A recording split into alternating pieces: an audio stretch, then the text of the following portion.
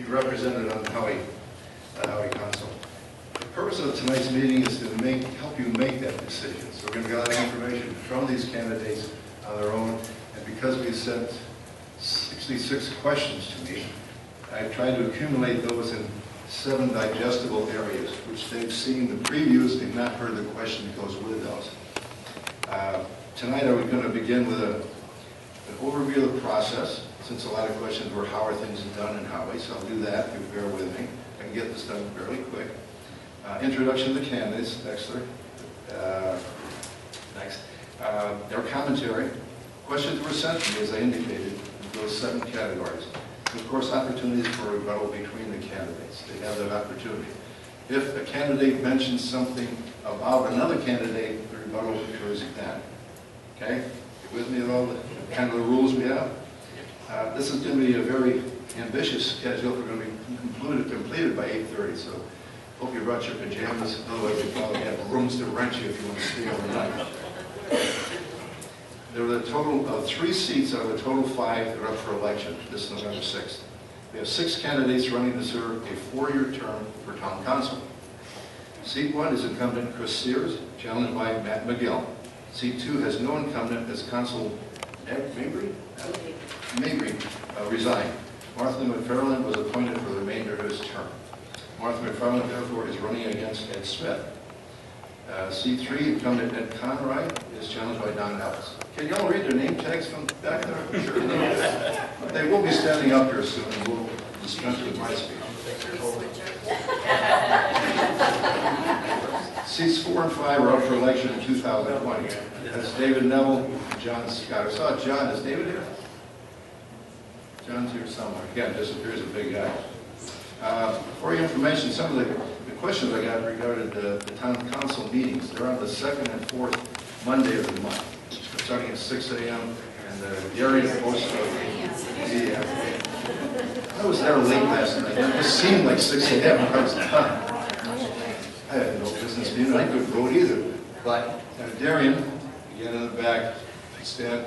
She handles all the activities as far as what's going to be on the schedule.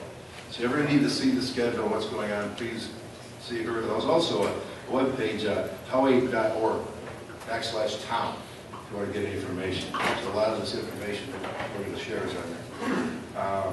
The meetings are open for anybody who wants to go in there. You can, through Darian, get on the agenda if you have something to say. And I think at the conclusion of the meeting, they normally ask for comments from the audience. Some of you guys saw last night. Very interesting commentary. Very well appreciated, I'm sure, by the board. There was one individual who posted a question on there to create a watchdog scenario for town council. I don't know if that individual's here. I won't name anybody's name. I think from what I saw last night, it's pretty open to go to the meeting, and if Darian's list of what's on the agenda, you can go and attend. And some of these people got up to the podium also last night, were able to talk. So rather than say we need a watchdog, we just need more people in attendance. Would you all agree with that? Yes. Okay. I want to detail the criteria for ending the race and the mayoral selection in brief. Basically, they must live in town, obtain a minimum of 25 signatures, open a campaign account, complete a statement of financial interest, Form 1, pay your guest speaker up here tonight $10. Let's see if any of them are paying attention to me. No, they pay an election fee of $42, at which they give them 10. Really nice. And then after elections in November, the council, the 5 people that we have, the 2 that are incumbent and 3 that are elected, they get together, they'll elect and select a mayor. That's how it's done. And a mayor pro temp, it's kind of like a vice president to the mayor. Almost did. Okay. Trying to answer the question that came to me. Their activities and code of conduct are governed by the Florida Sunshine Laws. That includes rules for orderly behavior. Look at this, for orderly behavior on part of the public attending. Okay, now I'm going to introduce the candidates. As you're probably bored from hearing me already. I'll give a brief introduction, then they have 5 minutes for their speeches. Chris has been on town council for 12 years. Chris Sears is joined by his wife, Kristen.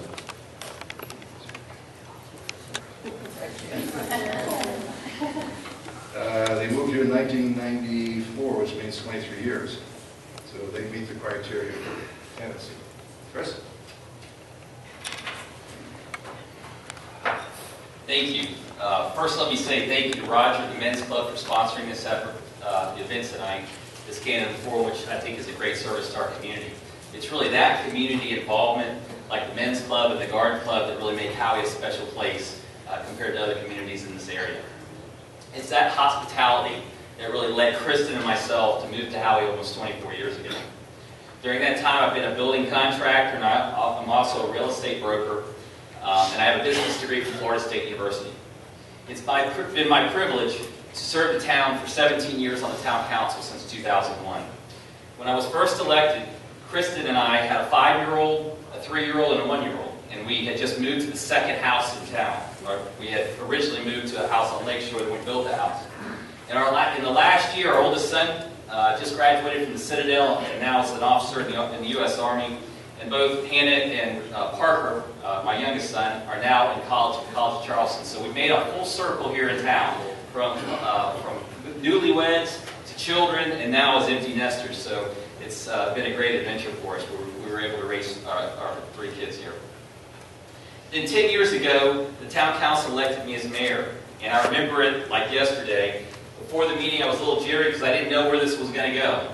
And Kristen told me as I walked out the door, "Don't come home as mayor, just don't do it." And she had seen every mayor prior to that walk out in a fit of rage, leaving the town, never to be heard from again, it seemed like.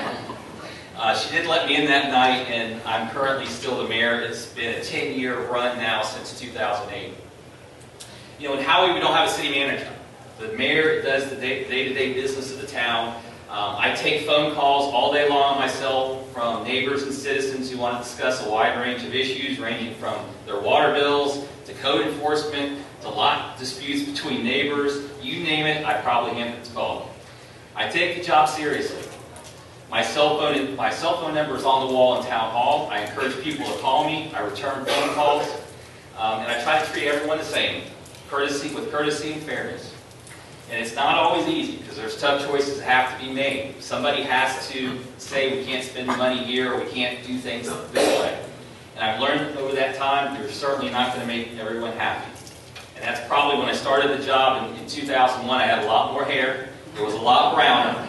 And so when I saw Barack Obama finish 8 years and see what he looked like in year 1 compared to year 8, I started to say I look like him. To do this job, you really have to love people, and you have to love to work with them, and you really have to have a passion for the town. And I think you also must have a vision and a direction to help the town grow, while at the same time keeping the quality of life that we've all come to enjoy here. I think the key to any good government is having a vision and clearly stating it, and then getting as many people on board as possible. And over the last 10 years, we've been able to make some serious capital improvements to the town. We repaved and rebuilt South Lakeshore Drive. It was about a $1.8 million project, all with county impact fees, no dollars from the town. We did a library expansion and remodel. Again, we used county impact fees. Griffin Park, we bought new playground equipment and exercise equipment. Those were state FERDAP grants that we were able to find, locate, and secure. Same thing on Central Park. We went across the street. We wanted to have the east side of town, the west side of town be able to have a great park. They have a basketball court that was refurbished. They have park facilities. And again, that helped to work with the library expansion. Again, state grants that did that. The Griffin Park dock, we worked with a citizen here, FWC grant, that pier. The Downtown Economic Grant, we secured that to talk about business and sewer development for downtown. Again, paid for by the state of Florida. We did some North Shore paving, North Lake Shore paving. We did some other streets in town as well. Again, it's being on the town council, being mayor, it's being able to secure funding for projects that normally we probably couldn't afford as a town. Possibly the most important project was the water plant expansion. And that gives us the town safe and reliable, redundant water supply. And it helped us to replace the water tower that Mr. Howey had put up. I mean, the secret, when you become mayor in town, when we had just the water tower, we had 5 hours worth of water. That's it. If that tower was breached for some reason, or we had a water leak and it drained the tank down. 5 hours of water. So when the public services director would call me and say, hey, we have one pump down, I knew we had one pump to service the whole town. It always made me nervous. So being able to have the above-ground storage facility is certainly a big plus to the town. Over the last 10 years, I think we've been fiscally responsible. When I started, we had come off litigation with the sewer lines that a previous mayor wanted to engage in. We spent about $200,000 worth of litigation engineering fees. Our reserves were depleted. Over the last 10 years, we've built up to, we're back at $650,000 today. We had more, about $850 a couple months ago, but we made some improvements to the water plant. Consistency within the town leadership is going to be key to continued progress. Prior to 2001, we had several different mayors, we had some council members came and went, and consequently it takes a consistent, cohesive council and I believe mayor in place to be able to identify funding, identify projects, because they don't happen overnight. You have to stage them and you have to be able to secure the money over time. Just last week I was able to make a deal with the school board leadership to create a new walking path to allow the residents of Benicia to walk down Lakeshore Drive down the school board property. I think I was able to rely on the goodwill of the town and the years of networking on the town council in this position to be able to make that happen. The town has a bright future, and I will continue to work to lower the millage rate, work to bring sewer to the town by using outside sources like we had previously done, and to continue to serve, as I like to call it, with a golden rule, treating people as we want to treat ourselves. I hope you'll stay the course with me and allow me to continue to serve you in the town of Howey-in-the-Hills. Thank you.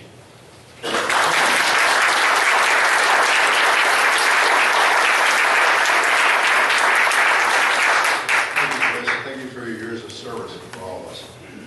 The next candidate is Matt McGill.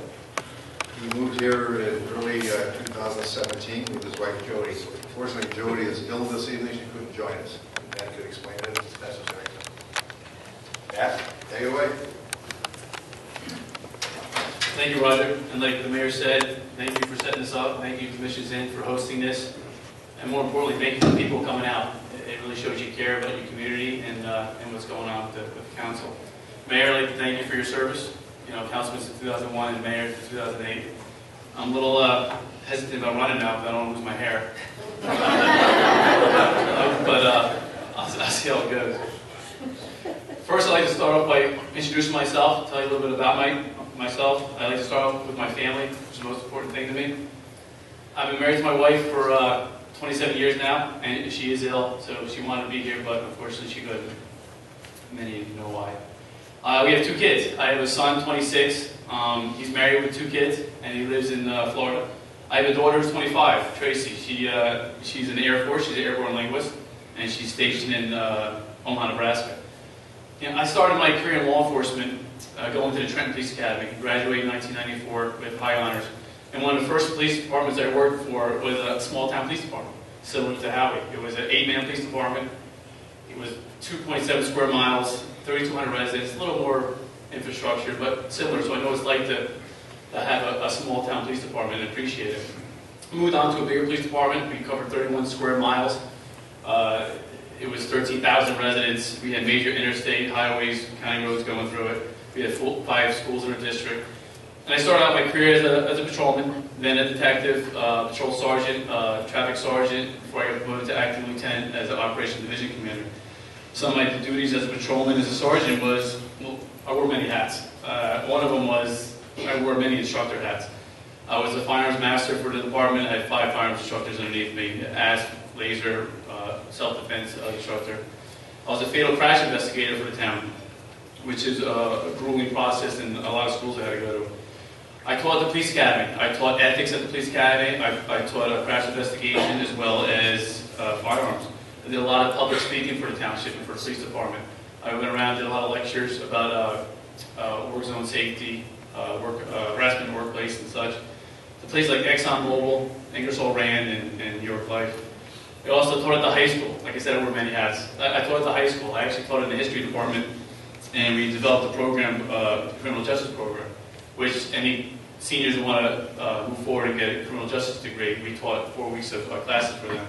Did a lot of volunteer work as a police officer, volunteer with MAD, crisis intervention teams, and the Special Olympics for once a year for 10 years. And as an Operation Division Commander, I was third in command in the department, and I oversaw the patrol division and traffic division and revising policy and procedures. And one of the things they put me in charge of the last 2 years was a little stressful, but I enjoyed it towards the end, was dealing with our $3.1 million budget for the police department, which is a fraction of what we're dealing with here, but was a fraction to the township budget of $12 million. But I learned a lot doing it. One of my biggest achievements and accolades being a police officer is probably getting accepted into the West Point Command and Leadership School. West Point, New York, it was a program that was, you can apply for it if you're a lieutenant and up, and you just couldn't pay your way in. So I got accepted into it, and it was one of the most difficult things I've ever done, and the most rewarding things I've ever done. And I think it makes me maybe a better person and a better police officer. I was the president of Fraternal Order of Police for 8 years. I was contract negotiations for over 12 years on both sides, from the management side and to the union side. So I learned both sides of the table. Outside law enforcement, I sat on many committees, Parks and Recs, Athletics, Road Committee, so I was constantly getting involved in the community, which is difficult, because those of you know, if you're a cop and you work midnights, weekends, and holidays, you don't spend much time at home. You miss half your kids' holidays and birthdays, but we still are involved in the community. And now I work for NASCAR. I'm a security specialist. I'm in charge of the safety and security of all the drivers, the families, and all the celebrities that come in, which is also a great company to work for. Now, why am I running for council? Well, this is the easy part. I'm a strong conservative. I've been involved in politics as a resident more than half my life. My wife and I have been involved in attending council meetings, being on committees, boards, whatever it took to be involved in our communities. And we always fought, not only for what was right, but we always fought for our neighbors, even though it didn't directly affect us, because it was the right thing to do. And being a public service, you always got to put the common good ahead of everything. Your personal finances, benefits, everything. You always got to remember that. The common good goes before everything. And I promise, if I get on council, the residents always come first. I'm not going to let any conflicts get and interfere with me running for council. Nothing unethical. Now, I'm going to be a true voice of the people. And they say true voice of the people. To be the true voice of the people, like we talked about, we want more people come to the council meetings. And on top of it, maybe the council people can get out to the community and listen about the people's concerns. Good and bad. But to be the voice of the people, because we do serve the people, we have to have them to attend council meetings, and we have to listen to them.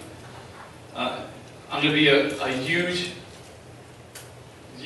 protector of Howey history.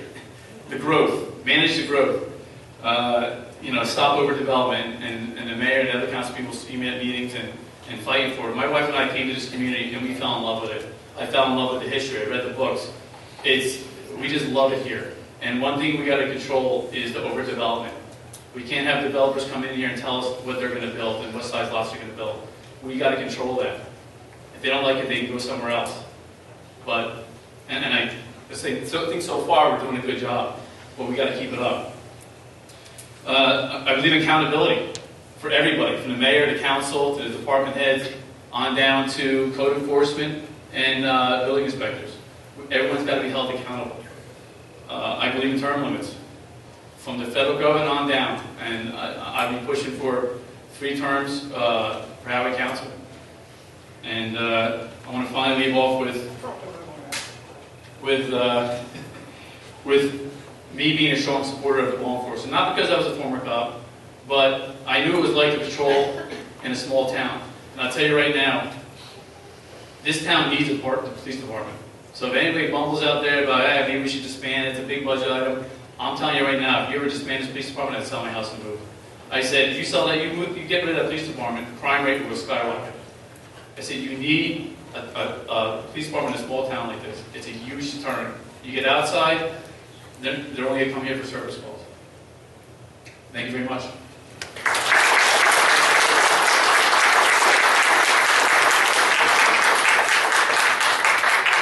Thank you, Matt. I don't know if I fully explained that these 2 gentlemen are challenging each other for seat number 1. Okay? You understand the politics there. You're challenging for a seat The next two are C2, and the third one is G3. That's how it's done. Let me explain it. Okay, the next candidate up there is Martha McFarland. She's joined by her husband, Bob. So you're somewhere, Bob. There it is. Okay. Okay, thanks, Bob. They've been here 8 years, so they qualify also as candidates. Over to you, Martha.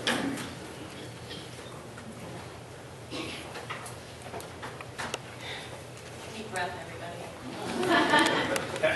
So, like everybody, I wanted to thank you, Roger, and the Howey Men's Club, not only for hosting this forum, but for everything that you do for Howey. It is really appreciated. I don't know if many of you know their role with the festivals and just in general supporting our community. That it is really wonderful to have them and our Howey Garden Club in our town. And I'm really honored to be in such venerable company. These people care a lot about this town, and that's why we're here. So I want you to know that I know that it is a very tall order to be on this council. There are a lot of responsibilities, and we don't do it alone, like they said. We're going to call on you to participate, to do some legwork, to make sure that we're representing you when we're sitting in these seats. So come to the meetings, participate in the festivals, volunteer. It's really important. As many of you know, I grew up in Minnesota. My mother was a nurse, and my father was a power plant worker, but they had a small business as well. And from the time my brothers and I were very small children, we worked alongside them from when we could walk until we left home, which, let me tell you, I can rally the troops to get things done. My husband, of 34 years back there, Army veteran and retired airline pilot, is kind of fond of saying that, you know, landing a 747 on an icy, snowy runway in the middle of the night with an engine on fire is nothing compared to me when I'm in gear down. So I have a BA in music education, and I taught for a couple of years while I attended the master's music program at the University of Minnesota. But like many musicians, I found that mathematics and computer science are much more logical than performance and much more lucrative. And so I did not continue with performance. I went right into business and mathematics and finance. During my career, I presented at Comdex, was a member of the National Business Women's Leadership Association. I have training in information security, program and project management, and communications. I retired after 20 years with Visa, which is an international financial technology company, and where I manage teams and mentored individuals towards collaborative and innovative solutions. I managed budgets of multi-million-dollar budgets for staff and projects, and we met or exceeded those budget goals every year that I was there. That's 20 plus years. In the Latin America region, we were very small and we had to be very creative. We had to stretch a dollar just like we have to stretch our dollars here in Howey. And so we developed solutions that could get our services to the smallest of the small countries in our region, like Antigua and Barbuda, that had no technological infrastructure at all, as well as the big countries like Mexico and Argentina and Brazil. So other regions, the Asia region or Canada, also had stretched resources, and they often adopted our solutions, and frequently I did the training there. In the early 1990s, my team and I were one of the first at Visa to use the internet to send and receive encrypted documentation. That doesn't sound like anything now, but then it saved our region over $1 million the first year. And we continued to embrace technology to help us develop these services and products. We used Al Gore's internet, right, to save money, increase productivity, and improve client services. And I know that those experiences will help me as a counselor with Howey. I've lived all over the United States, but primarily in Florida the last 30 years, and in Howey for the last 8 of those years, like Roger said. And as the treasurer of the Howey Garden and Civic Club, I've witnessed the generosity of the community. The Garden Club continues the tradition that Mrs. Howey, Taylor, and Griffin started by fundraising and donating to over a dozen of our local charities. and we focus on community, women, and children's services. And it is an honor to serve with that team. I'm an active participant in Howey as well. I worked as a secretary for the Park and Recreation Board for 5 years prior to becoming the interim counselor. I worked with Town Hall on improving our internet, Howey.org. We picked a different company that allowed us to do many things that we couldn't do before. And you'll see that as we get the time and experience with the website to do things like integrating web forms and producing more information that will, or more services that will allow us to push information out to you rather than just the agenda for the meetings and things like that, but more active communication. And I've also served as a chair or a lead for the 90th birthday celebration a couple of years ago and the Howey Christmas Festival, which John Ernest and I co-chaired for quite a while, and now I've taken on that mantle, I guess you could say. I believe that, like Matt, and I'm sure everybody sitting here, that growth is the biggest challenge to our town. And I'm willing to and want to work with our citizens. I think the conversation is an incredibly valuable tool to help the council to implement solutions that maintain our values, retain our resources, and consider future impacts of the decisions that we make, not only when we're dealing with new developments, but when we're trying to do things like address the issues that we have with our old infrastructure. Council direction and decision must weigh the needs to embrace these new developments, really integrating them into our community and making them feel like Howey is home as well. The same reason you moved here and I moved here is the same reason I'm getting when I'm knocking on doors in Benicia. They love Howey. And we have to really weigh the need to embrace these new developments and the requirement to preserve the safety and principles that make Howey our home. We feel safe. We feel safe because we have our wonderful police department.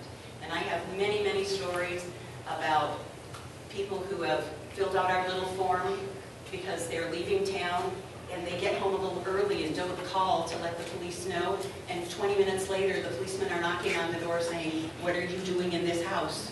So we really have a wonderful police department, and for many other reasons that we don't see, they're an incredible asset to us.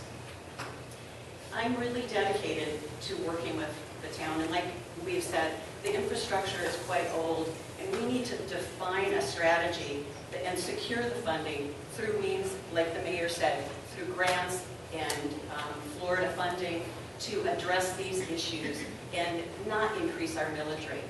I don't know if you know, but our mayor is a huge proponent of trying to get that millage rate back down to the pre-2008 level.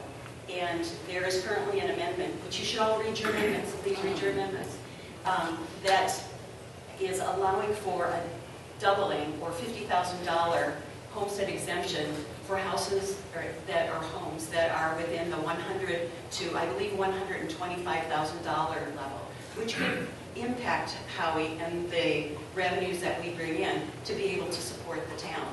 And so this year, that was one of the major reasons that we did not vote, and I was one of them that did not vote to reduce our millage rate. But that is out there.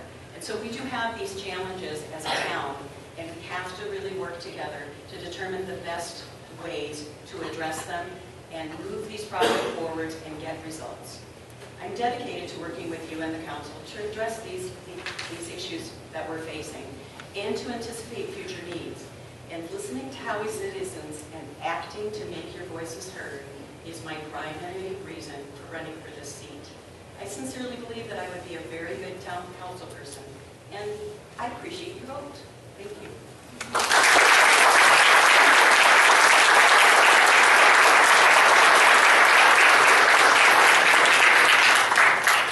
Thank you, Martha, and I apologize for having you change your date for the parade committee meeting to accommodate this event, but I know your priorities were in the right place. And I'll try to make the next parade meeting. The next person up here is Ed Smith. He is challenging Martha for position 2. He is joined by his wife Cynthia. He has worked here in Howey for 16 years.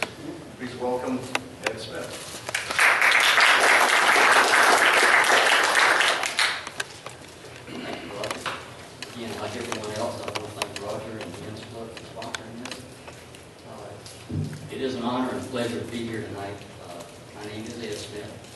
Please use the microphone.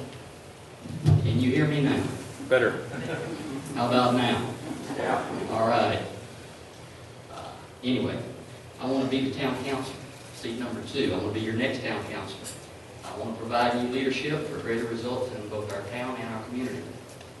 My wife Cynthia and I have been married for 46 plus years. We have 2 children. We have 5 grandchildren. And as Robert said, it doesn't like it. Yes, we've lived here for 16 years. Cynthia and I are both members of the Howey Baptist Church, where I serve as treasurer, as deacon, and as a member of the board of directors for the church.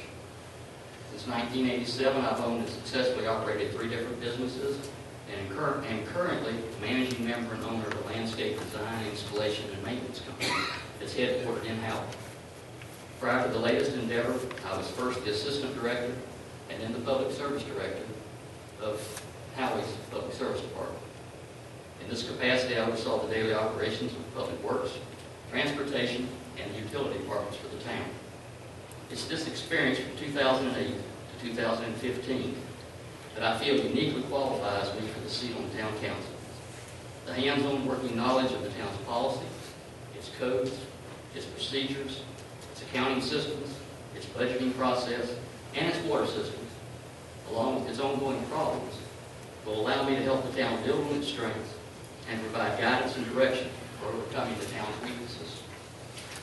I firmly believe that we must recreate and protect the government for the people, with our public having greater input and access to our government. We must return to a day of respect and accountability, both to and for all citizens of Howey. We have to always strive to keep civility and humility in our governing bodies. I will work with a conservative approach to the fiscal management of our town's spending practices, its policies and procedures, along with a managed growth program that respects both parties involved in the negotiations, whether it be the developers, the town, or whomever, thereby helping to further Howey's future growth and prosperity. I will also support and work toward establishing a safe, positive environment within the town where department heads, employees, can interact with the council in such a way that allows for mutual goals to be discussed without fear of reprisals or embarrassment. This establishment of a free exchange of ideas will create in Howey, I believe, a better place for both citizens and businesses to grow and prosper. In conclusion, as a Christian, I believe that the Heavenly Father has bestowed on each of us unique gifts and talents. When you elect me to the town council, I promise to put these skills and talents to use, helping to change and to grow our town into the best community for all of us working and living here in Howey. Thank you.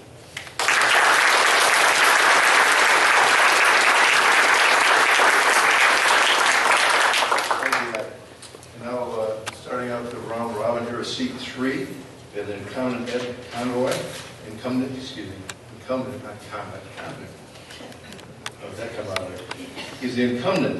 He's been in the town council for 5 years. He's joined by his wife Janice. Janice, I took my glasses off. They've lived here 11 years. Thank you.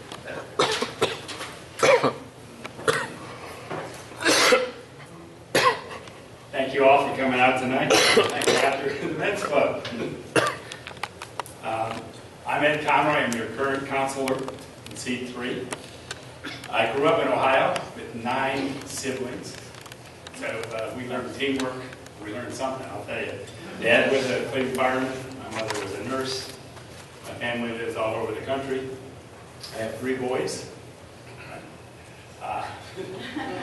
And with 6 grandchildren. And Jan's been my able body, kept me straight down the narrow for 45 years, about 45 years.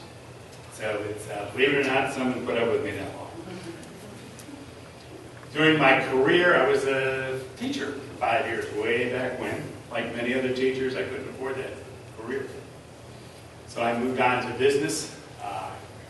Along the way, I got a master's degree in science, so I'm quite thoroughly educated in Florida ecology and Florida marine science. And then along the way, I had an MBA at Duke University. So as think my friend John Scott says, it's nice to have you on council, you can crunch numbers. So I think I'm uniquely qualified for re-election to seat 3. For the 5 years I served on council, I built knowledge and experience. In part, I was on the P&Z committee. I was appointed to represent Howey at the Lake Sumter MPO. For those of you who aren't familiar with buzzwords, MPO is a Metropolitan Planning Organization. We are a committee that does the planning for all the transportation in Lake and Sumter counties. I also represent the town with the League of Cities. And as part of that, I've met with many state and county elected officials and built relationships with many of the other cities. And at the League of Cities meetings, we hear from other councilors what they're doing, so they're a great source of information. What do I think is the most important issue in Howey? I think number one, and it's been a passion of mine because I was a national sales director. And when you're a national sales director, you're not allowed to sell. You have to sell through your sales team. So the first thing, you have to hire, develop, and train your staff. We don't have a city manager, we got Chris, which is a good thing. I feel honored that I worked with Chris over the last 4 years. But with that staff, they do the work. So, number two is I think you have to elect counselors that always place Howey first, not because they have some personal issue. On the other side, we have to maintain and improve our water system, which you've heard. We've improved our parks, our roads, and most of all, as many people have addressed, support our police. We're unique that we have an outstanding police force, and it helps keep our crime rate low. I also feel you have to encourage high-quality development. My message to developers is to have a development that sometimes I wonder about the developers, if they're proud of their own development. But they have to have a development that they can be proud of, and certainly one that we feel we are proud of. Not always an easy job. How would I change Howey? Well, I'm being from business end, I believe in continuous improvement. Look at the things that have happened during my 4 years, actually it's 4 years and a couple months on council. Like Chris, I try to practice, spend the money like it's your own, not like it's someone else's. And in fact, I think I used the example today, crunch some numbers, but our actually operating budget to run the town of Howey only has increased a compound rate of 3% per year over the last 4 years. So I think we've been pretty good stewards of our money. There's been inflation, you have to give people raises, we've done new projects. Chris has done a masterful job in bringing in grants to make Howey grow. And then I believe in supporting the investment in the community. Our town, I need some water actually. Sorry about that.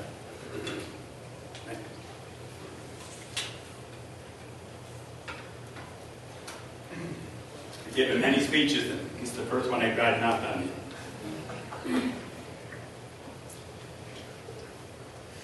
I believe you have to support investment to the community. Our town improves by success, as I mentioned earlier, through our staff. The council that I've served on with Chris over the last 4 or 5 years, we transitioned to a new police chief. I'm not aware of any real bumps. He's not a computer expert, but he knows where to get the help. We have an award-winning library with a new building and a new downtown parking. And as I mentioned the other night at the library board meeting, it's a place you don't have to go to read a book, right? There's so many other things going on. You can have a great time on a Friday night meeting the artists. They work with the young kids. It's just program after program. It's amazing work that they do. They won an award from the Lake County Library System. Public Works now is extremely efficient. When John Ernest took over, we found many issues with the water system. He went aggressively to find these. We've cut down dramatically on water leakage. You produce X number of gallons, go out. You bill X number of gallons, and the difference there is, it's gone somewhere. The best story John told me is they found a water meter that we didn't even know existed. Things can happen. He also found broken unused equipment. So with the council's backing, Public Works has made major water systems improvement.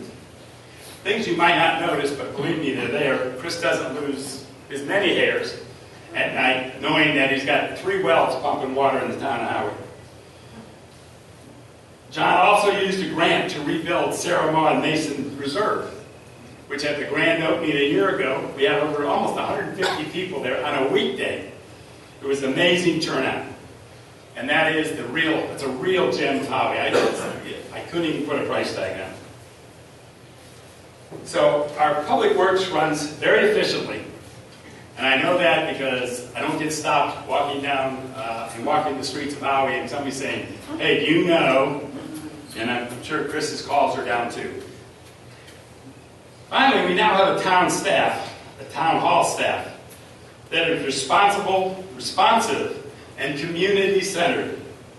The feedback I get from citizens, town hall is not a bad place to visit. They're very helpful, they try to solve problems, and most of all, they don't know the answer. They try to get it for you.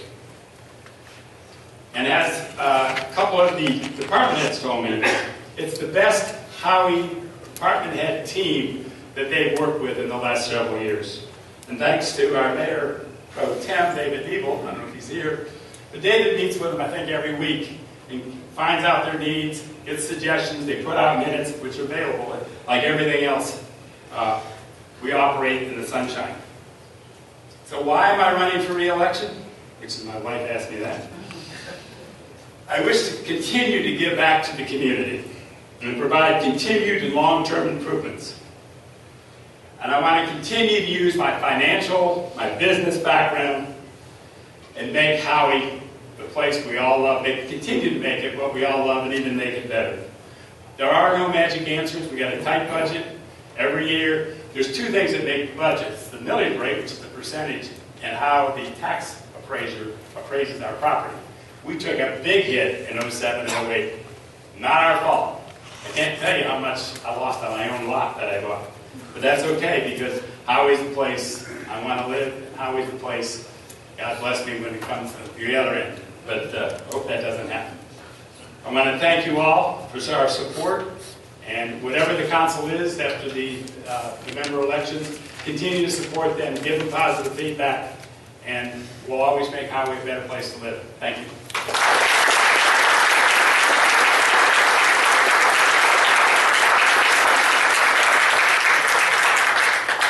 How did you ever compete with 9 siblings for food? I was bigger than him. Thank you. For seat number 3, it is being challenged by Don Ellis. Don lived here before 1986. I don't know why you moved away. It's such a lovely town, but he came back because he knows it's a lovely town. He's lived here for 2 years now. Introduce Don Ellis.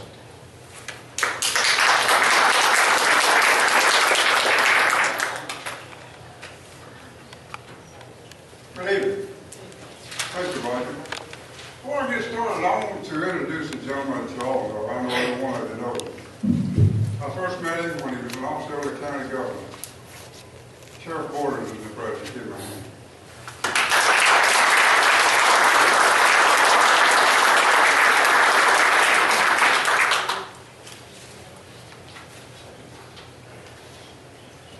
I did first move to Howey in 1986.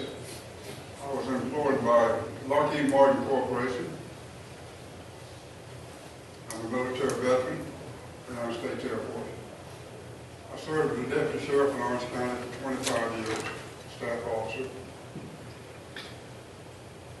Worked as a corporate investigator for Lockheed Martin Corporation, investigating cases of waste, fraud, abuse, and conflict of interest. A lot of experience in that area. I am a member of the Shrine Club of Bahia Templar. As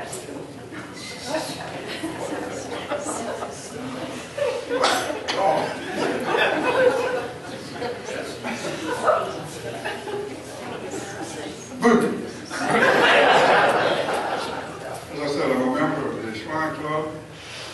We have a lot of burn centers throughout the United States to help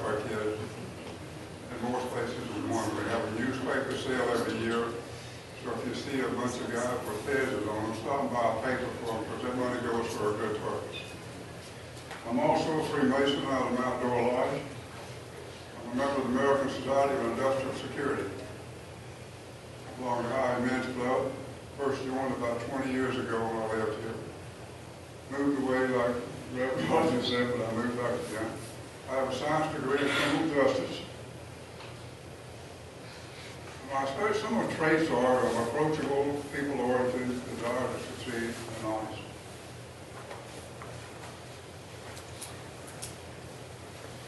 My goals if elected to the town council would be to have term limits of probably 4 years. If the taxpayers like you after 4 years, they should elect you as many times as you feel they're qualified. Measure what they've done, what they haven't done, vote accordingly. Development Howey is on the verge of explosion. We've got houses and subdevelopments going around everywhere, and that's the one right here right on top of it. And we have to continue with the development process that we have to be able to perform services for the people moving here and to welcome them each time they come in to build a house. Code enforcement, I have a few problems with that. Nothing that can't be corrected. One of the most problems I have is a 6-foot fence. Lottie's sitting back there with a 17-foot fifth wheel that sticks up 7 feet above the 6-foot fence. That needs to be revisited. How are you going to fix it? Bring the people together, get all the suggestions together, make a final conclusion on it. Hydrilla, when I lived on a little lake Conway in Orlando, Hydrilla took that lake over just like it's taking the Lake Harris over. I watched different processes they went through trying to get rid of it. You can control it to a point, but you'll never get rid of it. I don't know where the stuff came from, but it sure has reeked out on our lakes. I just sold my pontoon boat about 3 months ago. I was going through Dead River and just clogged up. I couldn't get the stuff, like somebody dropped a rope around it. So anyway, I quit enjoying the boat sober. Town contracts and RFPs. I don't think we need another contract to extend for 13 years. One of our businesses has had his for 13 years. I think an RFP should go out no more than 3 to 5 years.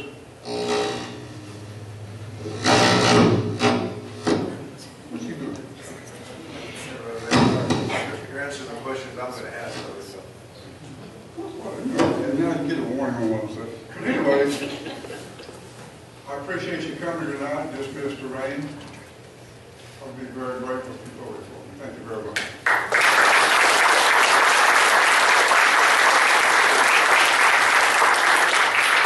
Thank you, Don. Before I start on the question, I need a drink of water because they're lengthy. Howard, water? Good. Don used to serve me water anyway. I don't know if you're aware of it, the town council, they're applying for a job that pays $450 a month. Okay? They get to be president pro temp, $600 a month. They get to be mayor, $1,000 a month. These are not really, I would say, excessive payroll. Just want to bring that point up. It sounds like all well qualified. When we get into the questions, it may sound like a lot of them already answered the questions I'm going to ask, because basically what I gave them was a list of the combined 7 most popular questions. So they've already seen this in advance. They've not heard the question raised yet. You'd think they looked over my shoulder when I wrote these things, because a lot of it's already addressed. I did my best. I took 65, 66 questions and molded it into 7. Since we can't answer everything that was raised, I think as I promised earlier, they will stay. I'll nail their feet to the ground. They're going to stay after the meeting. I don't have to nail their feet. If you have any personal questions to talk to them, they'll say, did you guys write this? They will stay after the meeting and answer individual questions. Rather than have a lot of turmoil coming from the audience, let them answer the questions. Write your own notes if necessary. This Ryan's been on that or something. It still works better than the one in town hall. it works. I got another one to use here also. But anyways, that's the summaries of the questions that come down to 7 particular areas. And as Don kind of, a lot of them tried answering these questions already. So it might be very brief when we go through the questions of how they'll answer it. They've already done a lot of the homework. So, but they never heard what I was going to This is ask. just a guess, but if you stood 10 or 11 inches away, you still project your voice, and you might not get the interference. Yeah, that's perfect. Can you hear me from here? Yeah. Do I even need it? Yeah, that's great. Let me grab a glass of water first. We'll start. People in front can hear. The first of the 7 questions was accessibility and transparency. Clear, obvious type things. Clean, seems clarity when they say transparency. There has been a growing concern that the council isn't always accessible.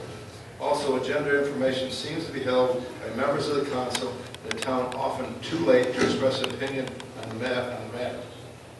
What will you do to make sure both you and future agenda items are 100% accessible to constituents? For example, will you meet with constituents outside the meetings informally and do so regularly? And finally, these are long, lengthy questions. Try to mold all this 65 things into this. And finally, this is only one. And finally, what can the city do to improve transparency and accessibility?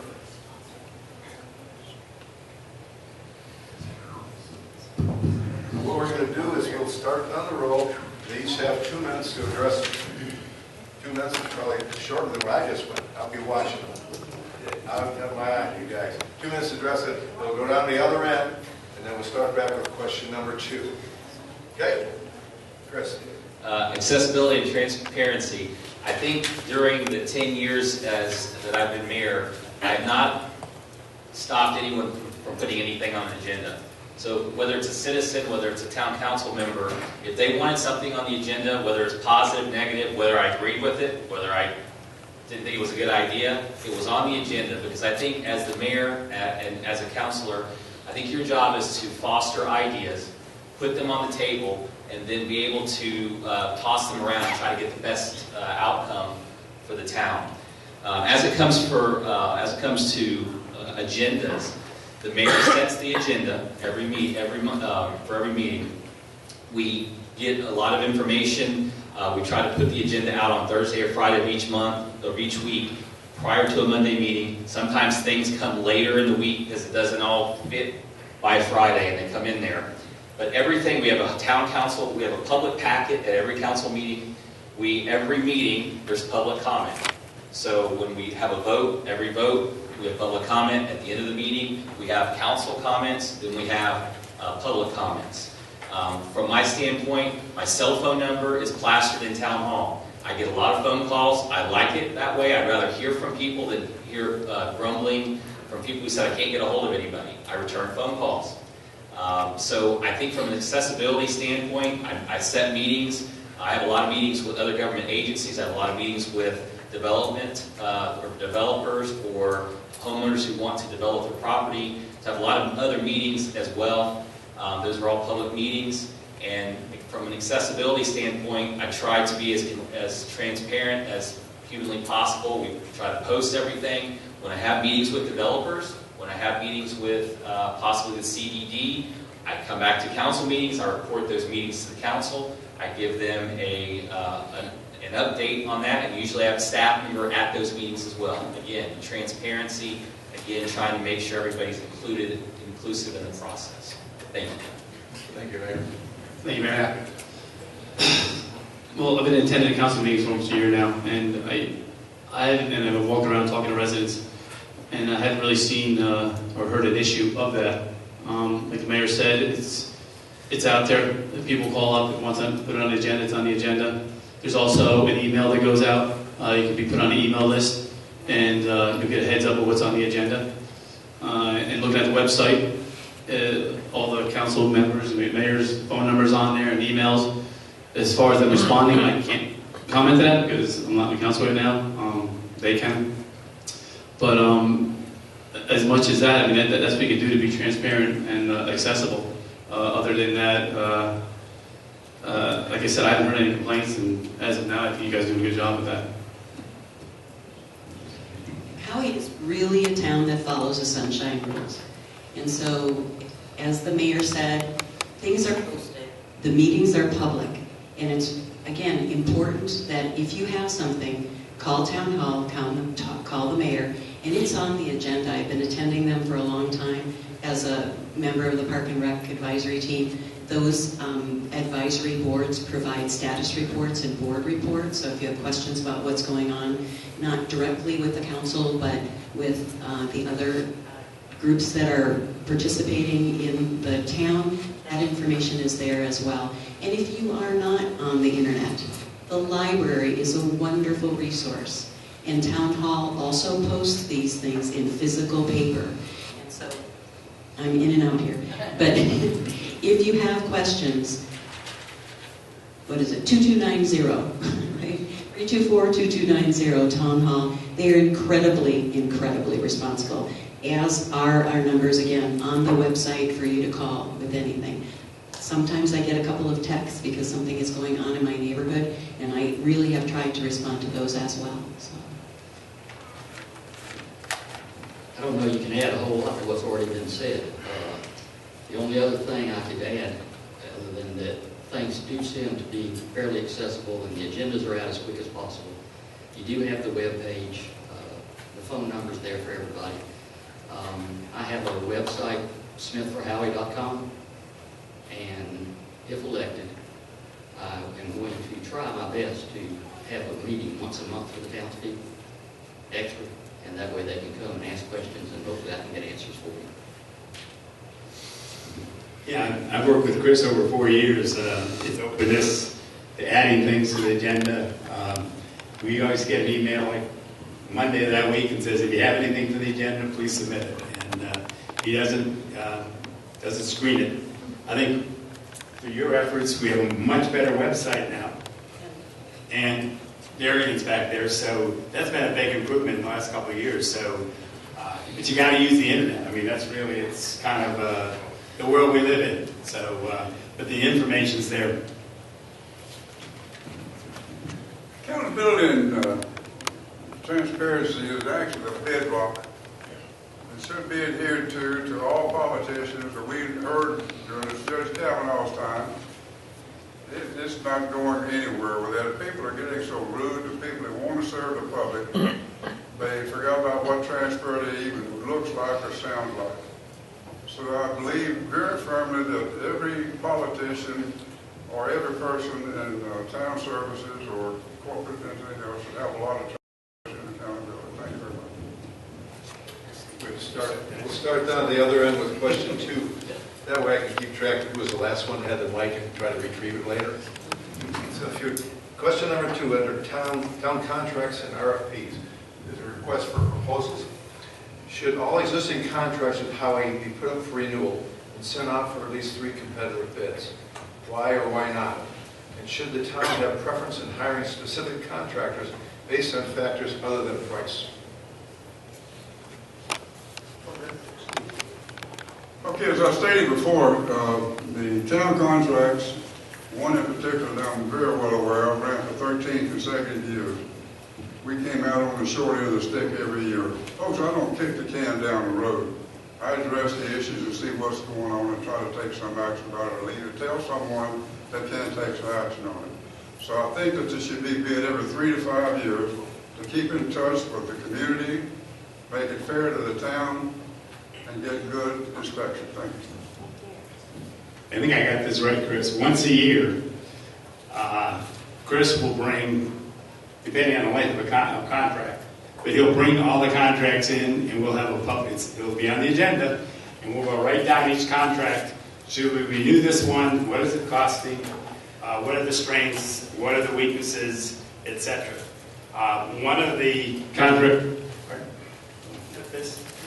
One of the issues here was with our building inspector, and I actually asked Gary to run me the, first of all, council meeting last night, we did get Ron Bob Frankenstein is retiring, so we have put together a request for proposal through Darian, the mayor, and other work. They talked to other cities, how much it's costing them for building inspection. And they basically came down, that's a highly sought-at, well-trained position. And I think the number was $135,000 a year to the budget. So what I did, I go, okay, I crunched some numbers, and I took the last 11 years that we paid Ron in 1099s, because I want to have my number in their calendar years. Anybody goes back, check my numbers. Ron averaged over 11 years $11,671. Now, admittedly, remember the years that weren't, I don't know how he fed his family in those years, but he also covers, when you have that kind of contract, it covers the contractor, which I am a consultant myself, pay your own car, your own uniforms, everything, your Social Security, etc. If you want to be, because we've had some growth outbursts in the last couple of years, so I did rolling 4 years, saying that's, somebody on a consultant agreement is going to have bad years and good years. But even over the last 4 years, Ron's 1099s were $93,804.75. So the town has been winning. But Ron's retired no matter what, so we have put it out for an RFP, and come to the next meeting, we'll find out if anybody bid, because that's a very hard to get talented person that's going to be there 5 days a week, 365 days a year, minus weekends. So we've actually had a pretty good deal with Ron. And when it comes to honesty, I don't know any man we always had a saying in sales, got a strength and a weakness. His strength is he's honest. His weakness is he's so honest, sometimes he wasn't flexible. Roger, would you read the last part of that question again, please? The last part was, should the town have preference in hiring specific contractors based on factors other than price? Thank you. I personally believe that all contracts with the town, I think all contracts always have a renewal clause in them. And it's all right with each party that normally it's just automatically renewed unless something drastic has happened during that year. I personally feel like all contracts should be put out for bid every year.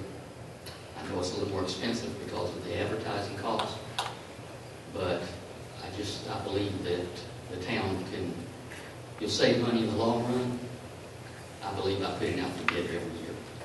You may end up with the same person. Okay. And as far as contractors in town versus out of town, is that the intent of the question, Roger? Yes, in town.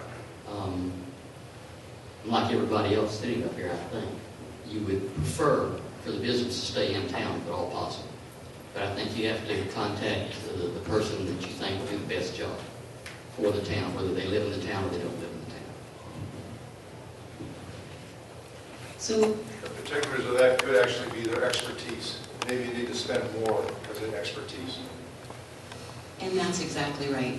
I think one of the major contracts that we have is with the company that manages some of the functions of our water plants, the notifications and that sort of thing. And that is a very technical and I would think time-consuming type of contract to negotiate. And in that circumstance, I think that a contract should be or could be more valuable if it was a longer period of time, 24 to 36 months. In contracts like that, there are always service levels and out clauses if service levels are not met.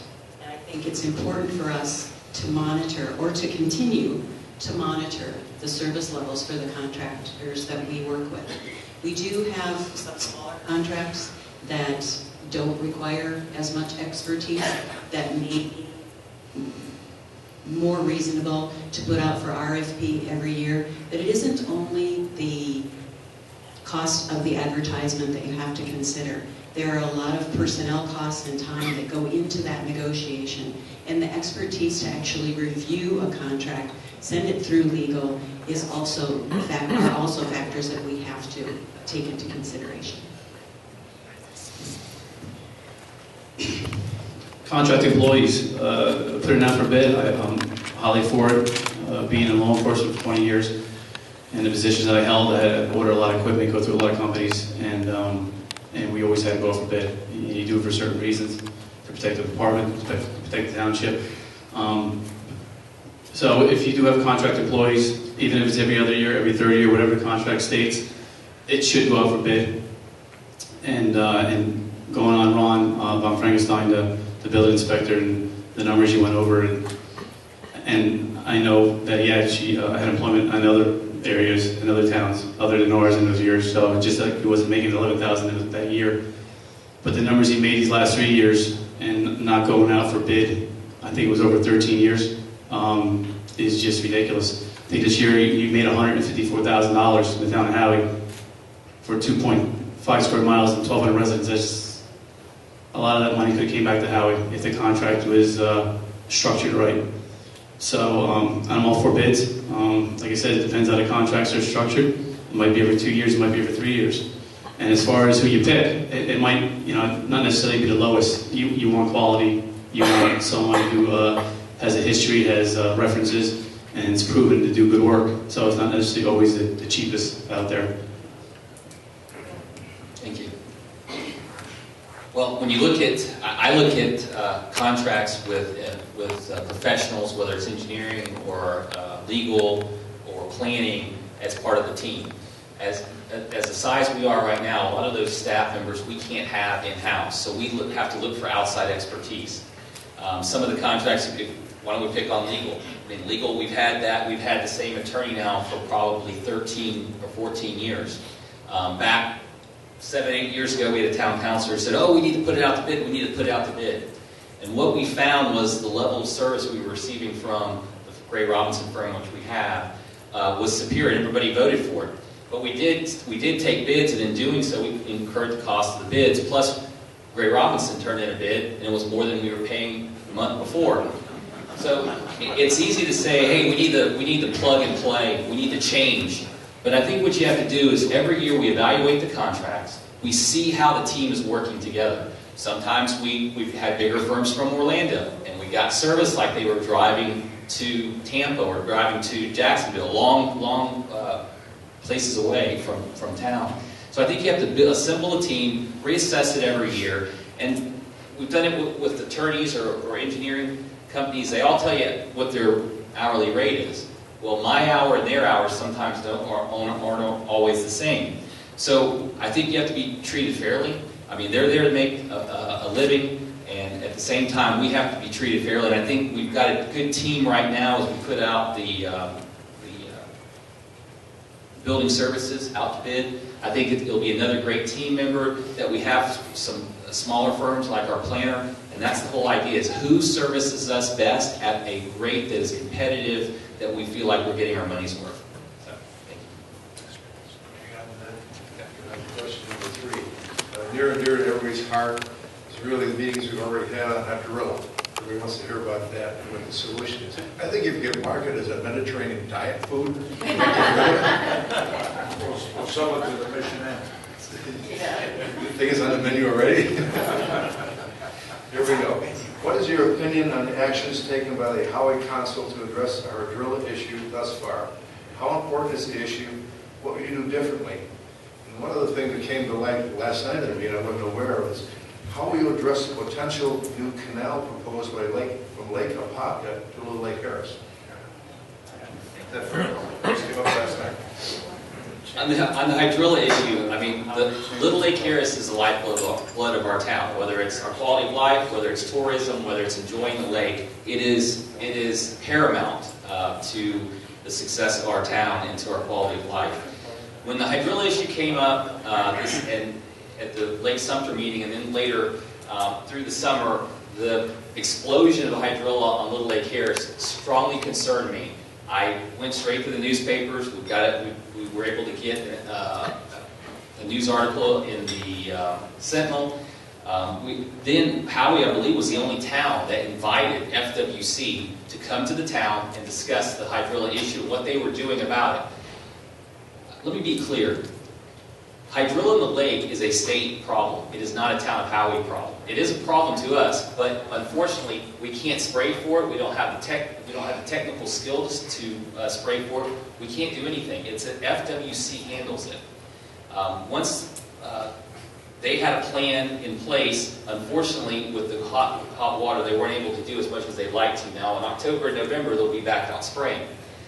I think it was critical to have FWC come and explain their position at a town council meeting. We had it at the school so that we could have as many people there as possible.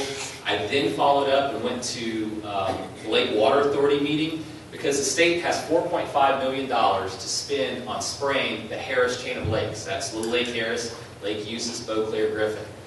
I went to the meeting at the Water Authority and encouraged them to continue to budget or add to their budget to spray the Harris chain. They added another $1.5 million in this current budget year.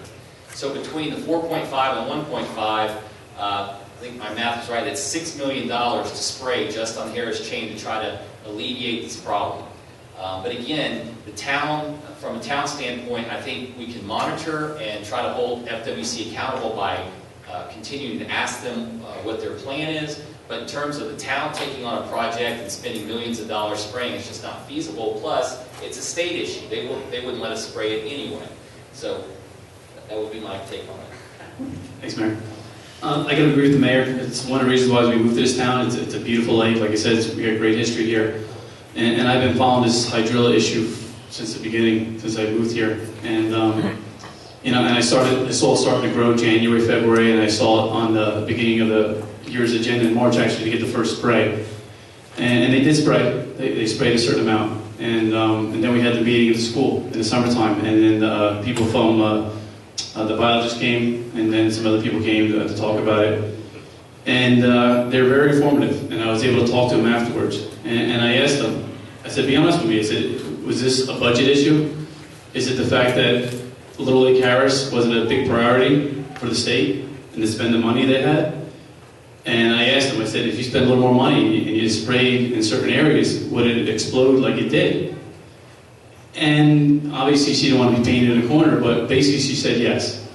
It comes down to the budget, which it often does. There's only so much money out there. But we were treated like, we'll get to them later. They're not as important, but it's important to us. And I'm not going to criticize the current council because I don't know what they did. I don't know if they made phone calls behind the scene. I can tell you what I would do. You know, when I started, I saw it grow and I saw what they sprayed, I would have myself and the rest of the council members probably call 2-3 times a week to stay on top of them. To say, don't forget about us. This has to be taken care of. So it's, like the mayor said, it's a big part of our community, that lake, and we got to get control of it. And I was talking to the mayor earlier tonight before the meeting, and I went to the Buck Hill part of our development, of our town, sorry. And I looked down at the lake, and last year I was able to see the lake. And now it's nothing but hydrilla. I mean, you can actually play Jesus and walk across the lake, it looks like. It's extremely sad, and people building development in Whispering Hills, I kind of feel bad for them, but it's, like I said, I'm not going to criticize the council. I don't know what they did. I can just tell you what I would do if I wasn't a councilman.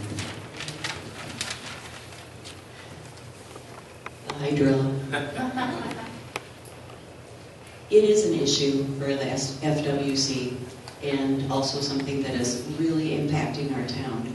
But I totally disagree with the spraying. It is so harmful to put these chemicals into our water and expect that we're not going to have any impact in the future. Right now, like Peter Tootie, I know he's here, we are growing resistant hydrilla. They are spraying and spraying, and I know there's got to be some other solution, even if it's harvesting. And you know, Roger, you made a joke, but hydrilla actually does have a high level of calcium, and there are hydrilla farms. But you know, the water district is going to tell us that that is not easy, and they're going to do what is simplest and most cost-effective to be able to get our boaters back out onto the water. And believe me, I think that's very important. I think that the recreation on our lakes is key to our quality of life. And like probably every person with a tush and a chair here, we moved here because of those lakes. Because we do not live, my husband and I do not live farther than 500 yards from a body of water. And they're magnificent. But I just don't know what the solution is. Sorry.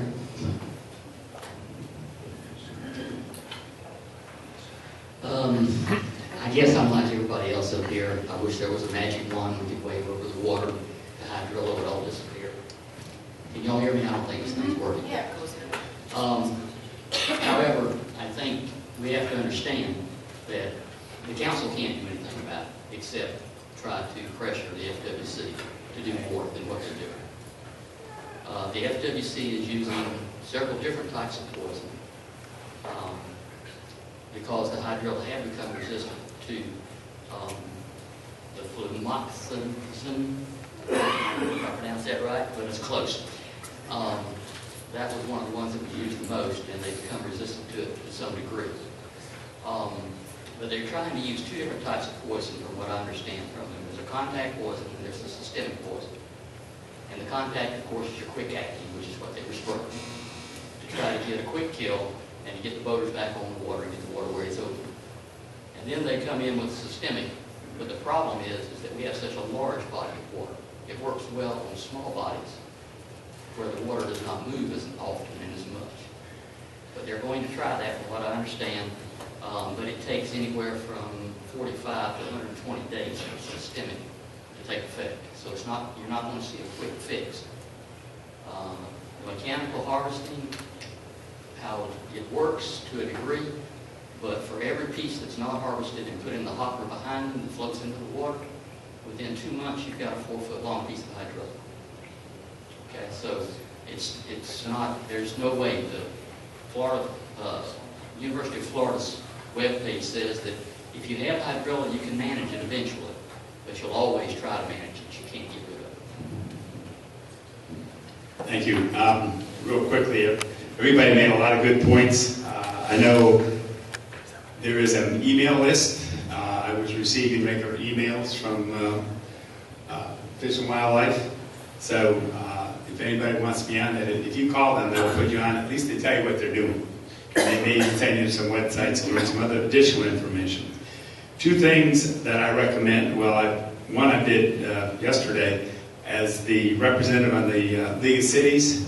I've asked that it be put on the agenda in January, February at the League of Cities because it is it's a Howey issue, but it's an Ashtabula issue. It's the Harris Chain of Lake issue. And unless we make big strides, so we kill ours, it's just going to blow right now. It's blowing to the next lake. Poor Johnny Davis has the biggest patch of hydrilla I've ever seen because the wind's been blowing out of the east. The second thing I recommend everybody, Lake County Water Authority, there's 4 names on the ballot. And if you're like me, I've never heard of those names. I don't really know those people, but they're going to be on all our ballots. So take some time, Google them, and try to find, maybe call them, and find out what their real position in Lake County Water Authority is, that some of those people may actually be, they could be pure politicians looking for a little money, or they could be knowledgeable in water management. So try to take a moment and do that. As I said before, I was here when Moby Dick was an embryo. Hydrilla started, as far as I'm concerned, Little Lake Harris and Big Lake Harris, not Harris, Conway. It was what I thought was an antiquated effort to get rid of it. You remember what the old sickle on the side of a trailer or the tractor going down the road cutting right? Someone from wherever came up with an idea. He made one of those things 16 feet long, had a big barge, dropped it to the bottom of the lake. As he cut the drill, it came up on a conveyor belt and went over into the backside of a carrier. Every time the carrier got full of those, pull in and take it out. Well, Little Lake Harris was the first started. I remember Little Lake Harris, Little Lake Conway. After they got all the stuff out of there, then they came in and treated chemically. And for a good period of time, the fishing got better in there. And like I said before, I believe that you can try to control it, but you're not going to kill all of it.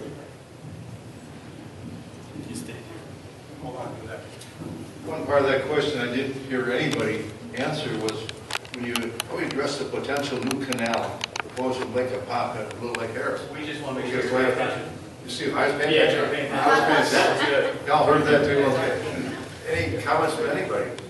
What do we do? How can we remonstrate against that issue? Anything coming from Lake Apopka, I'm against. That's so polluted, and it's just, we don't get anything from that. So I'm against it. we already have a canal from Lake Apopka into Little Lake Harris. What they're planning on doing is making it larger. And Peter and I believe Mr. Galelli attended a forum where that was discussed. And so I think the suggestion should be is that we have a citizens forum that continue to attend those meetings and let the council really know what your beliefs are and what you think the direction is that group is going towards. Because Lake Apopka, is it the phosphates, Peter? Yeah, but that canal goes into Beauclair and to Laura, which are the second two worst lakes. Yeah. Because of Apopka. So Yeah. it's an issue, but it's basically an enlargement of a current canal. No. Moving right along, I think we start down there with Mike again. We're going to keep the same resource going. This has to do with code enforcement.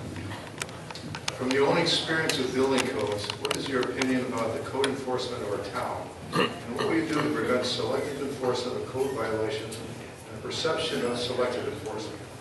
How much should the town spend on enforcing a code, and what are their roles? I guess that would be job particulars.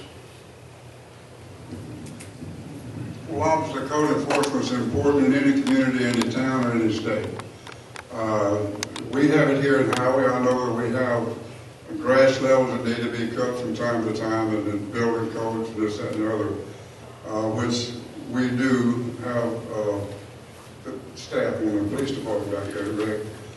But you know, they got so many of them, and I think these trailers, particularly, I have a little utility trailer, I think there's so many of them that it's going to be hard.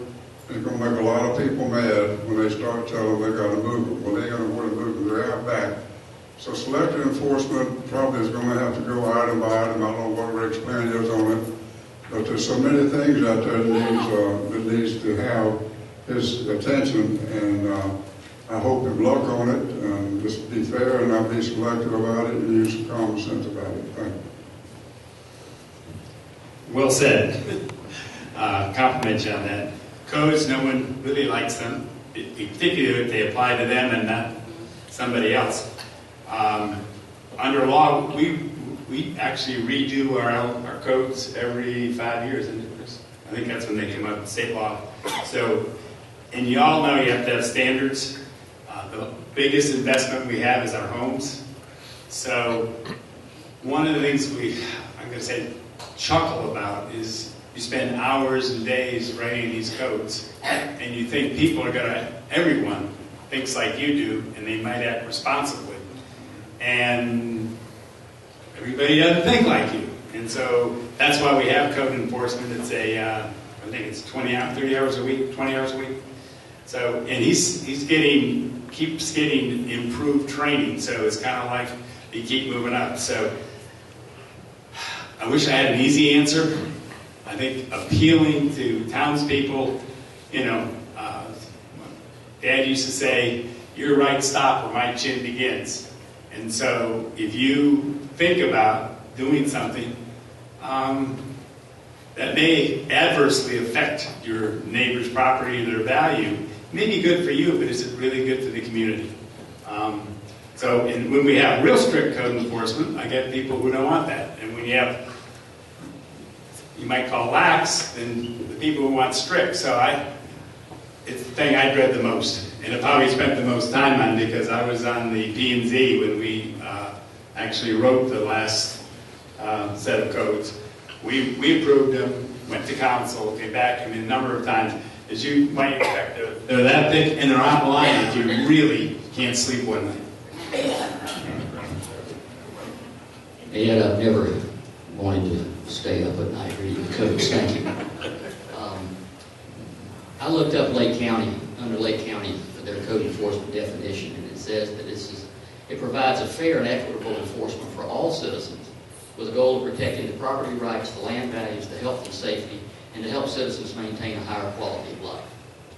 I think that is excellent for everyone in this room and everyone in this town. That's great. What I have a problem with code enforcement is I think it should be, I don't believe it should have anything to do with the police department. I think it should be someone outside of the police department that handles that function for the town. Nobody, myself included, likes to see a police officer walk up to their front door, especially with a gun on their hip.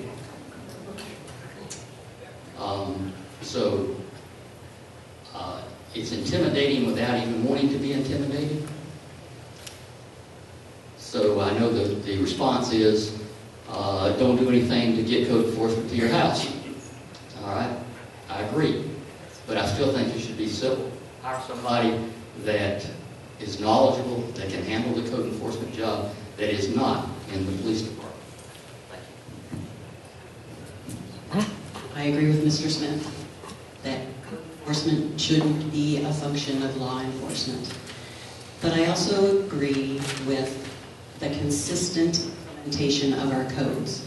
And what I've heard and what I have witnessed is that sometimes we have a little inconsistency. I wouldn't say cherry picking or favoritism, but the implementation or the enforcements of our codes could be a little bit more consistent. Oh boy. The elephant in the room. Well, I've had experience with code enforcement. I just first start by saying I met Larry.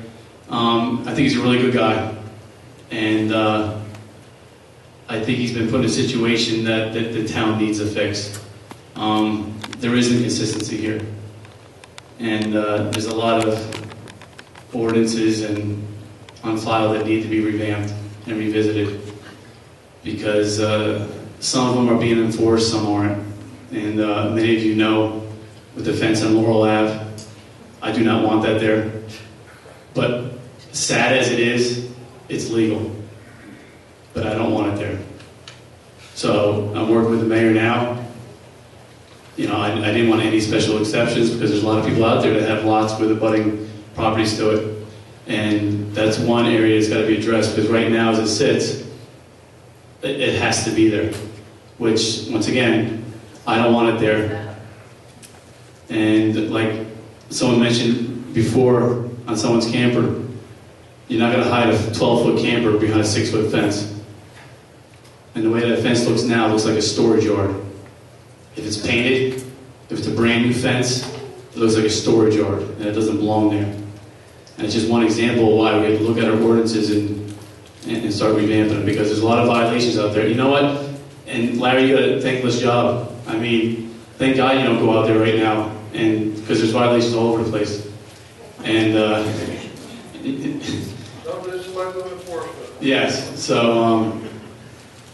so my position on it, you really got to revisit it. We got to go over all the ordinances and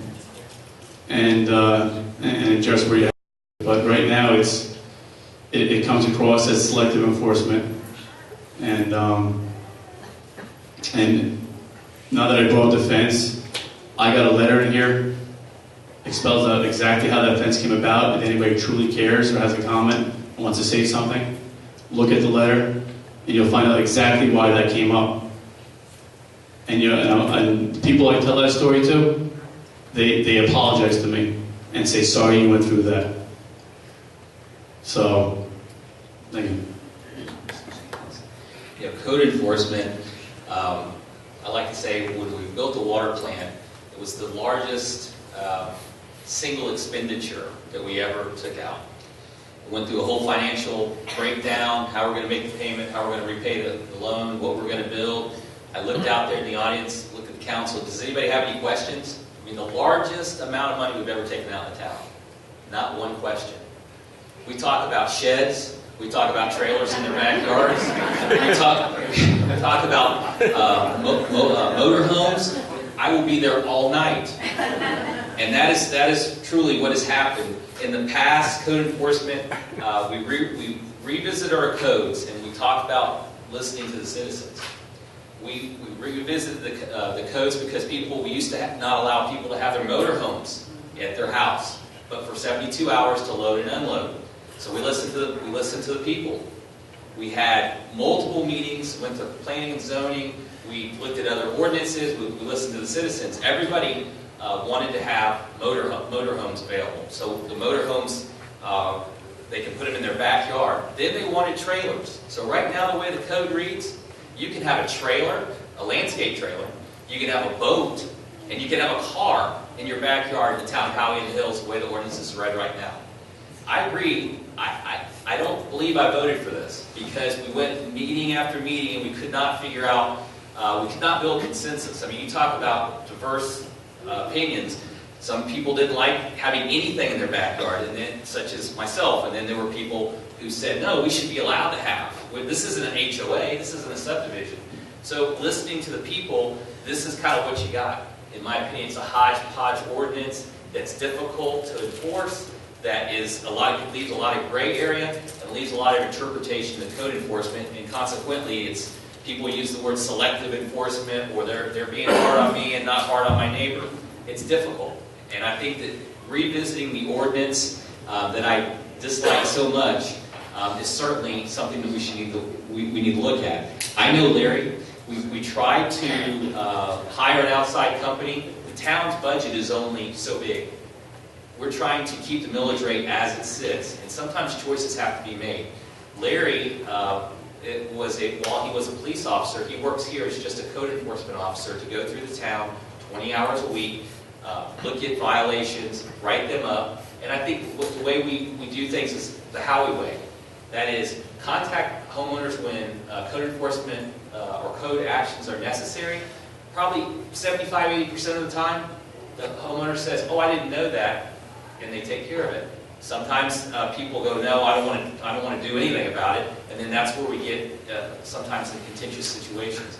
But I think we put code enforcement in a difficult situation with the ordinance the way it's written, and I think that's something that we should revisit in the next year. Hang on to that. We're going into already an hour here that we've subject these people with all these questions. Do any of you need a break by any means? How about if we do this? Could everybody stand up a minute? Let's do a little stretching exercise, okay? I'm sure you're all getting stiff. Okay, Sit Jay. down. Does it take you yoga? Stretching it out, bring it out.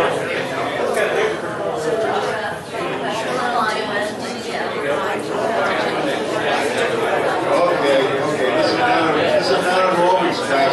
This is going to help you before I lose you all. The second part is you have to sit down.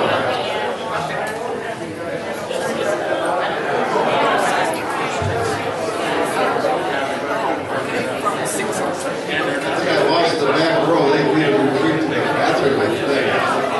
Moving right along. Please always remember, especially you people that understand, don't shoot the messenger. Okay?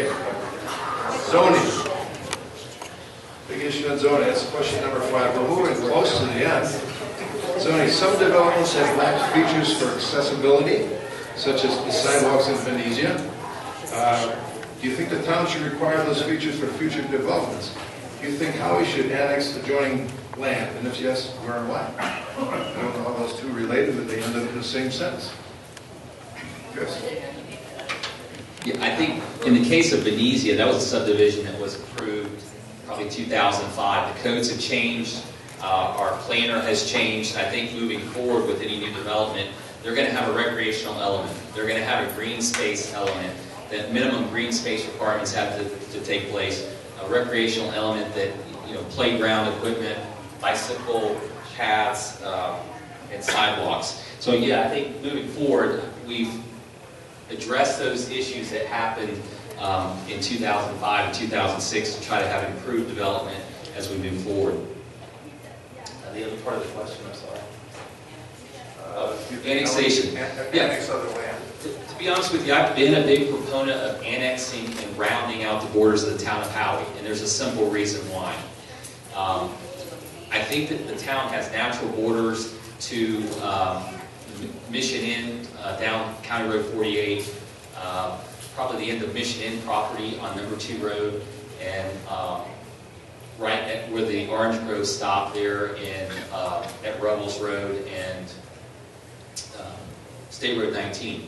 Back probably 8 years ago, when I first became mayor, I felt like we needed to invite property owners from the surrounding area to be, you needed at that time to be contiguous to the town borders to be able to annex in, and I supported it. I had a luncheon admission in, invited, of course, the council and our staff was there, invited those landowners who were contiguous, and we annexed in several pieces of property that helped increase our tax rolls, and then we were able to control the development.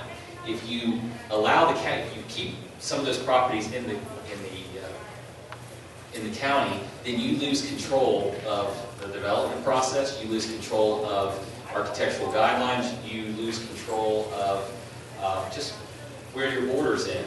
So yes, I continue to support annexation and went back, in fact, I went back to the county and they'll allow annexation now for non-contiguous properties if the town will supply water and wastewater to those properties. So I think I don't want to annex out number 2 to Leesburg, but I think that naturally rounding out the properties will help increase our tax base and again, allow us to control the type of development that would be on our borders. Thanks, Mayor. Can you read the first part of the question again? I was in the back. Okay, I'll just work on the second part. Some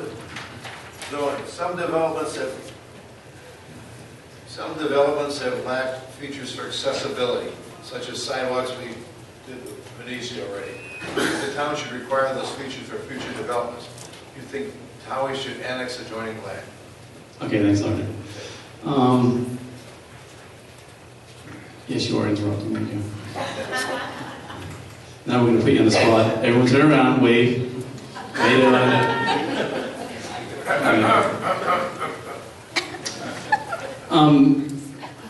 Yes, we just got to be careful because, as the mayor mentioned earlier, we have a tight budget. We only have so much money to work with.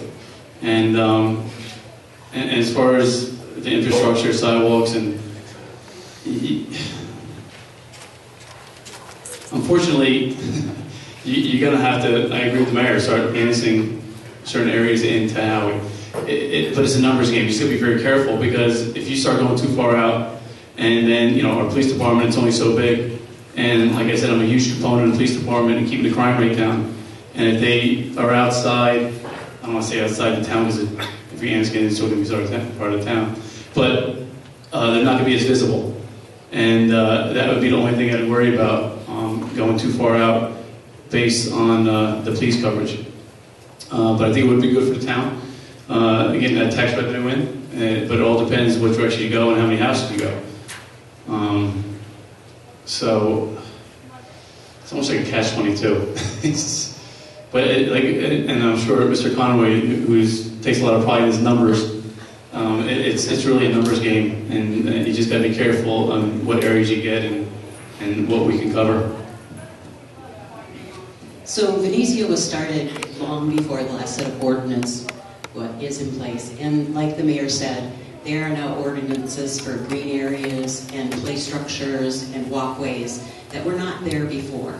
And we have, as a member of the Park and Rec Advisory Board, we've looked at our parks and recreation areas for Howey, and there is substantial room for growth, but it isn't necessary. We meet and surpass our goals currently. The walkway for Venezia is something that the citizens of Venezia have requested, and as the council, it's important that we listen to them and try to get them the access that they need to get to the parks that they're paying tax dollars to support. We are not trying to use tax dollars to do that. The mayor's been very creative and continues to be very creative in speaking with the developer, possibly using impact fees from the additional or the final houses that are going to be built in that development. But going forward, like he said, the new developments are required to have play areas and green spaces and walkways that will allow those citizens to feel like they're part of Howey and just help us to become a tighter, more close-knit community. Annexation, I'm right there with you. I do like the idea of increasing our tax base. I wish Bishopsgate was in Howey, but they are talking to us about utilizing and connecting to our sewer processing system.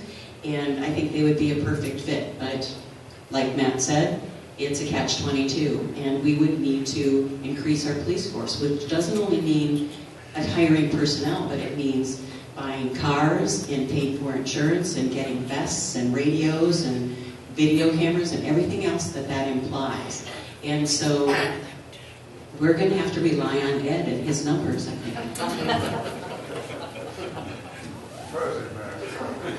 Fuzzy math, is that what you said, Don? Everything's in place for the problem that we're talking about with the new codes that we have. It just has to be enforced. It has to make sure that when the developer comes in, he understands that what he has to do, and then hold his feet to the fire and make sure that he does it. Annexation, I'm like everybody else. Yeah, let's round out the borders. Let's get the tax base, but let's be careful with how we do it, the way we go about it, how far we have to run water pipes, sewer lines, whatever. And just be fiscally responsible with the annexation and everything goes with it. Everything's been really well said. If you want math, though, my brother-in-law sleeps with a math book. So he's really good at it. But yeah, some of the developments on the books had prior agreements. And we have to live by those if they choose to live by those. If they try to change them, which Venezia North Talashe tried to do, we basically turned that down. And I guess he would hold his back the change. So stay tuned on that. But each development's kind of unique. We're trying to raise standards, and my objection to Talashe was, why'd you take? He brought back a good plan, except he took all the stuff that people might want out of it. I couldn't quite understand why he would lower his standards when he has pricing power. Let's say he might get $50,000 a lot. I'm making up a number. Well, to really make it nice, maybe he only had to add $4,000 to a lot. Well, that's what people want, quality subdivisions. Big thing I pushed for was a trail in front of Talashe, so that people could ride their bikes and then connect back to Central. And I don't know what the latest status is, because we actually have a process under Sunshine. I can't sit and talk to Chris and say, here's what I think we ought to do. I have to wait that Chris meets with the planning development team. They make all those discussions. And, that way they're public meetings, but they're not public for a council. It's kind of weird, isn't it? So, but I think what Martha said is really spot on. You just, when you have a new development, they chose Howey for all the reasons we live here. So we need to be inclusive in that. Thank you.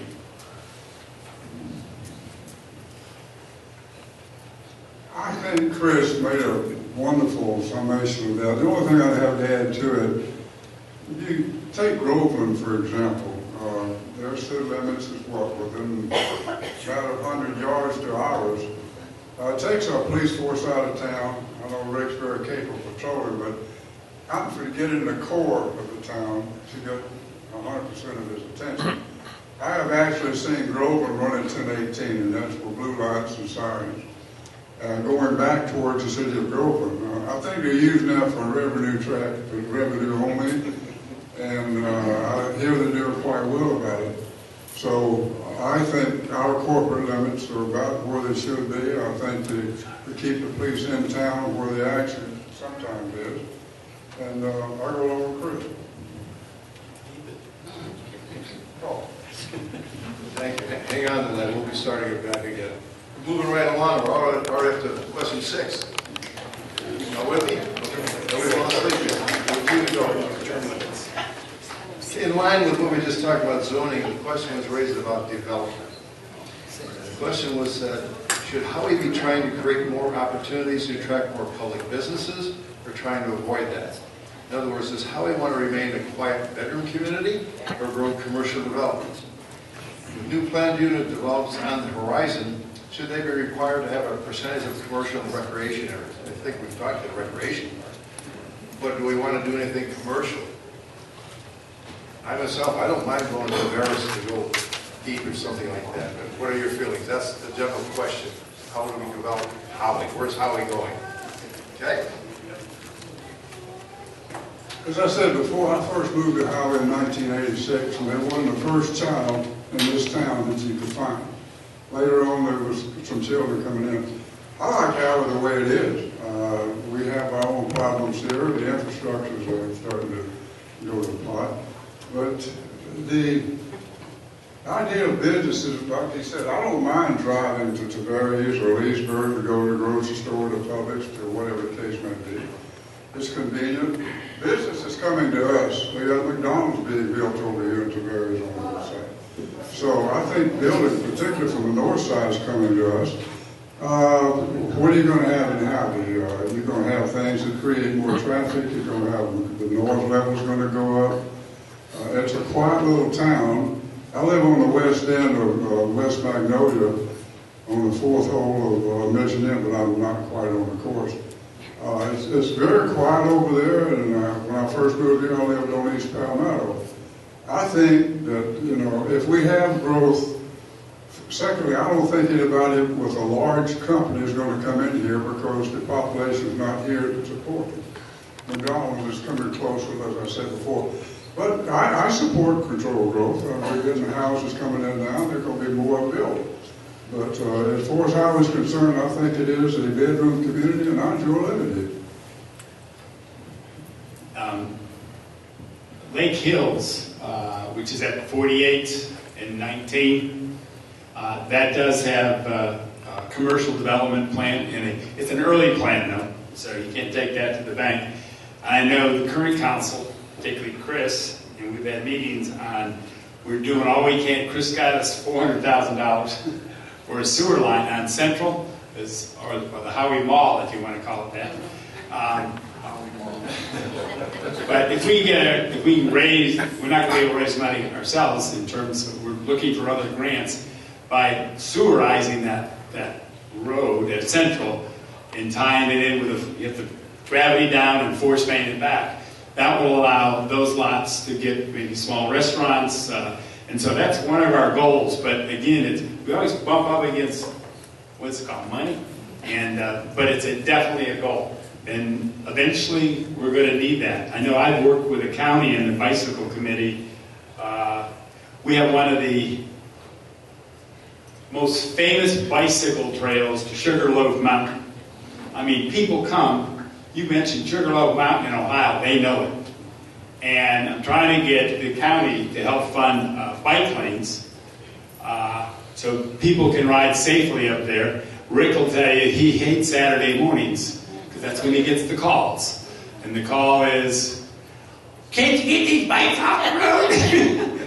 Or a bicyclist says, can't you get these trucks off the road? So that road, but it's kind of like Sarah Maud Mason. It's a treasure. It's not actually technically in Howey, but those bikes will come through Howey. And that, when you have bikes coming through Howey, there's numerous examples of successful businesses built around the bike trail system.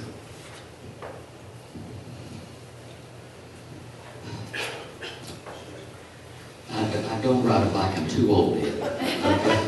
Don't start that. Creating more business in Howey. Yes, I think the Central Avenue idea is great. I think walkable downtown would be wonderful if we could pull that off. Without sewer, of course, we won't. However, with the developers that are coming in, especially... Let me switch with you. And what's happening then when it gets to you? Is that better? Yes. Okay. I won't be able to hear me later. With the new developers and developments that are coming to Howey, they're going to be here. Especially if they're PUDs. You're going to have to negotiate with the developer whether or not he has commercial or not. The town will have, the city council at that time will have to decide whether they're willing to push hard enough to keep commercial out of Howey, or they're willing to allow some commercial within the PUD development. Some commercial is not bad. On every corner, that's not good, not for Howey. But some commercial is not bad. Small businesses, mom and pops. I don't want to see a Walmart sitting down here Lakeshore. I don't think any of us want that. But the small mom and pops, the small businesses, I think there's room in Howey for that. and regular homes developments.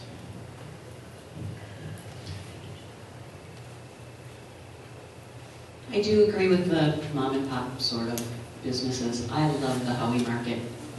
I buy all my milk and eggs there. But I also agree that it would be good to have some new, interesting small businesses along Central. And as Ed said, and I'm sure the mayor will talk about, we absolutely have to do something about the sewer in order for those businesses to be able to even be established. Our current businesses have issues with the septic that's in place, and it's an ongoing problem that we are definitely attempting to do something about. But it's a multi-million-dollar something we've got to do something about, so it's going to be road to toe. I also wanted to say that the current bridge that they're building is 2 lanes for traffic and 1 lane for bikes. And we've got Sugarloaf, and there have been several discussions. Ed's had some, and I believe the mayor has talked to some people to try to connect those, because those bikers love Griffin Park and the gazebo and our little bicycle repair station. We love Howey, and many, many people love to stop and look at our lovely lake, and we have to do something about our hydro. So I think managed growth is important. But as Ed said, we do have commercial along with our developments. And in fact, in front of Venezia, part of that land is zoned commercial. And so we are going to have to be very diligent to make sure it's what you want to see in Howey. And the question posed to us, do we want a better community? Do we want more commercial here? What kind of commercial do we want here?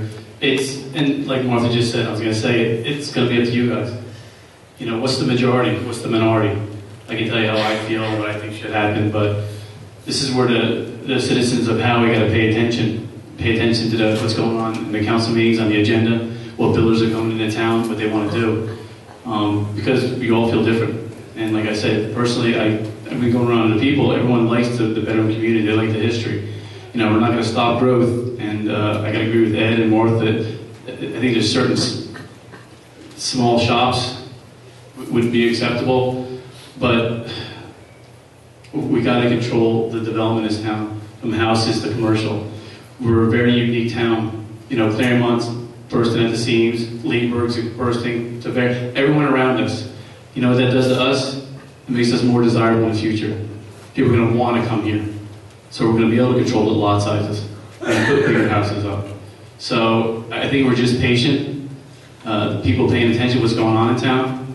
Me personally, like I said in my opening monologue, I want to protect the history. I want to protect Howey. I want to protect the growth. I love walking down the street in the morning, in the afternoon, at night, and it's just so peaceful.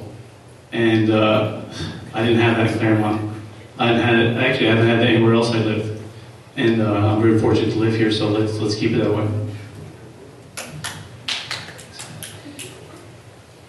Picking up a point that Ed and Martha made regarding the bicycle, connecting the bicycle trail. I think we're a real gem when it comes to cyclists, and I think we can capitalize that by being an ecotourism destination. And that, with that being said, we did apply. We were granted a technical grant from the state of Florida, which they will pay for, to look at the trail system. So that just came about in the last couple of weeks. So that's exciting, so that we can try to interconnect between Sugarloaf and ourselves, and make, again, I think Howey an eco destination for families, for cyclists. I think the kind of commercial growth that we're looking for is much of what the Lake Hills PUD is right here on the corner of 48 and 19. When they came to town, they have several different pods. They go all the way, obviously, from the lake. It's a beautiful piece of property. They do want commercial in the front part of that parcel on that front State Road 48. And in doing so, the town worked with them, and their plan actually shows almost a mirror side of Mission Inn. So moving forward with their commercial piece, the trees will match Mission Inn's trees. The same, it won't be the same caliber, but they'll be balanced going down State Road 48 like it was planned that way. Accordingly, their building will also have that Spanish facade, so that, again, the idea that the planners and the council and all of us had was when you go down 48, it mirrors it. It helps Mission Inn, it helps the town, and it helps the developer, because I think it looks the part. So good development, good commercial development can happen. I mean, Publix is not coming to Howey-in-the-Hills. I've sat down with meetings with developers. Once Publix was built into Various, it's a numbers game. They do the demographics, they're outstanding at doing it. They're not going to cannibalize from other Publix. They're not just going to put a Publix in Howey-in-the-Hills because they want to. The numbers have to justify it. Right now, the numbers don't justify it, so we're not going to see a Publix. In terms of the downtown, we've spent a lot of time over the last 5 or 6 years. We had another grant from the state that paid for business development and economic development on Central Avenue. My point back then, and it continues to be, that if we don't do something on Central Avenue, we're going to have tumbleweeds just coming down Central with no businesses whatsoever. I think all of our dreams is a community that you can work and bicycle to work. You can work here and you can live here. We envision businesses on a first floor, a flat on the second floor that people can rent and use their building as income producers. However, with the way the land is on Central Avenue, if you had to put septic and stormwater in, which you would have to do, it's almost unbuildable. So that's where the town came in, stepped in, and is working on a plan to have sewer on Central Avenue. The plan is to have a lift station right in front of right away of the old Spanish building there, that would be deep enough that could, in the future, handle 75% of the town as it sits right now. Of course, that would be phase one and be moved forward to other phases to run transmission lines from the houses in Howey. But what that would do is it would set up our ability to have sewer on Central, allow businesses to flourish and develop, and have those mom and pop operations, a bicycle shop, an ice cream shop right down Central Avenue. That price tag right now is $1.2 million. I had met with Senator Hayes when he was here, and we were able to get $400,000 for $1.2 million project. It was almost worse to get the money and only get a portion of it than just get turned down. So we have $400,000 sitting there. Where $1.2 million is what that project would run. Where would you get the money, go back to St. John's and try to get another $400,000 grant? And then that's going to make it even more difficult for the town. Do we spend $400,000 and $400,000 more and make this a fruition and say, you know what, this is phase one? And these are the kind of policy decisions. This would have been probably question one for me. Question two would be, where do you stand on millage rates? But I think the biggest question is, what do you want to do with the downtown? And in working with the commercial developer, he needs to bring sewer transmission lines that have to be run to the plant. We're working with him to run the lines down Palm Avenue, which would, again, be another game changer for the town. And then that would help cut the cost of this project on Central. Because then he would go to Palm Avenue or Central Avenue and go straight to the sewer plant. Well, that would be even better for us. So then we would just be responsible from basically the gas station to Lakeshore. So then it opens that whole corridor up. That's where I see, why did I come back and run again? Because that's another project that's a game changer for the town that, again, makes it a walkable downtown, and if you build it, they will come.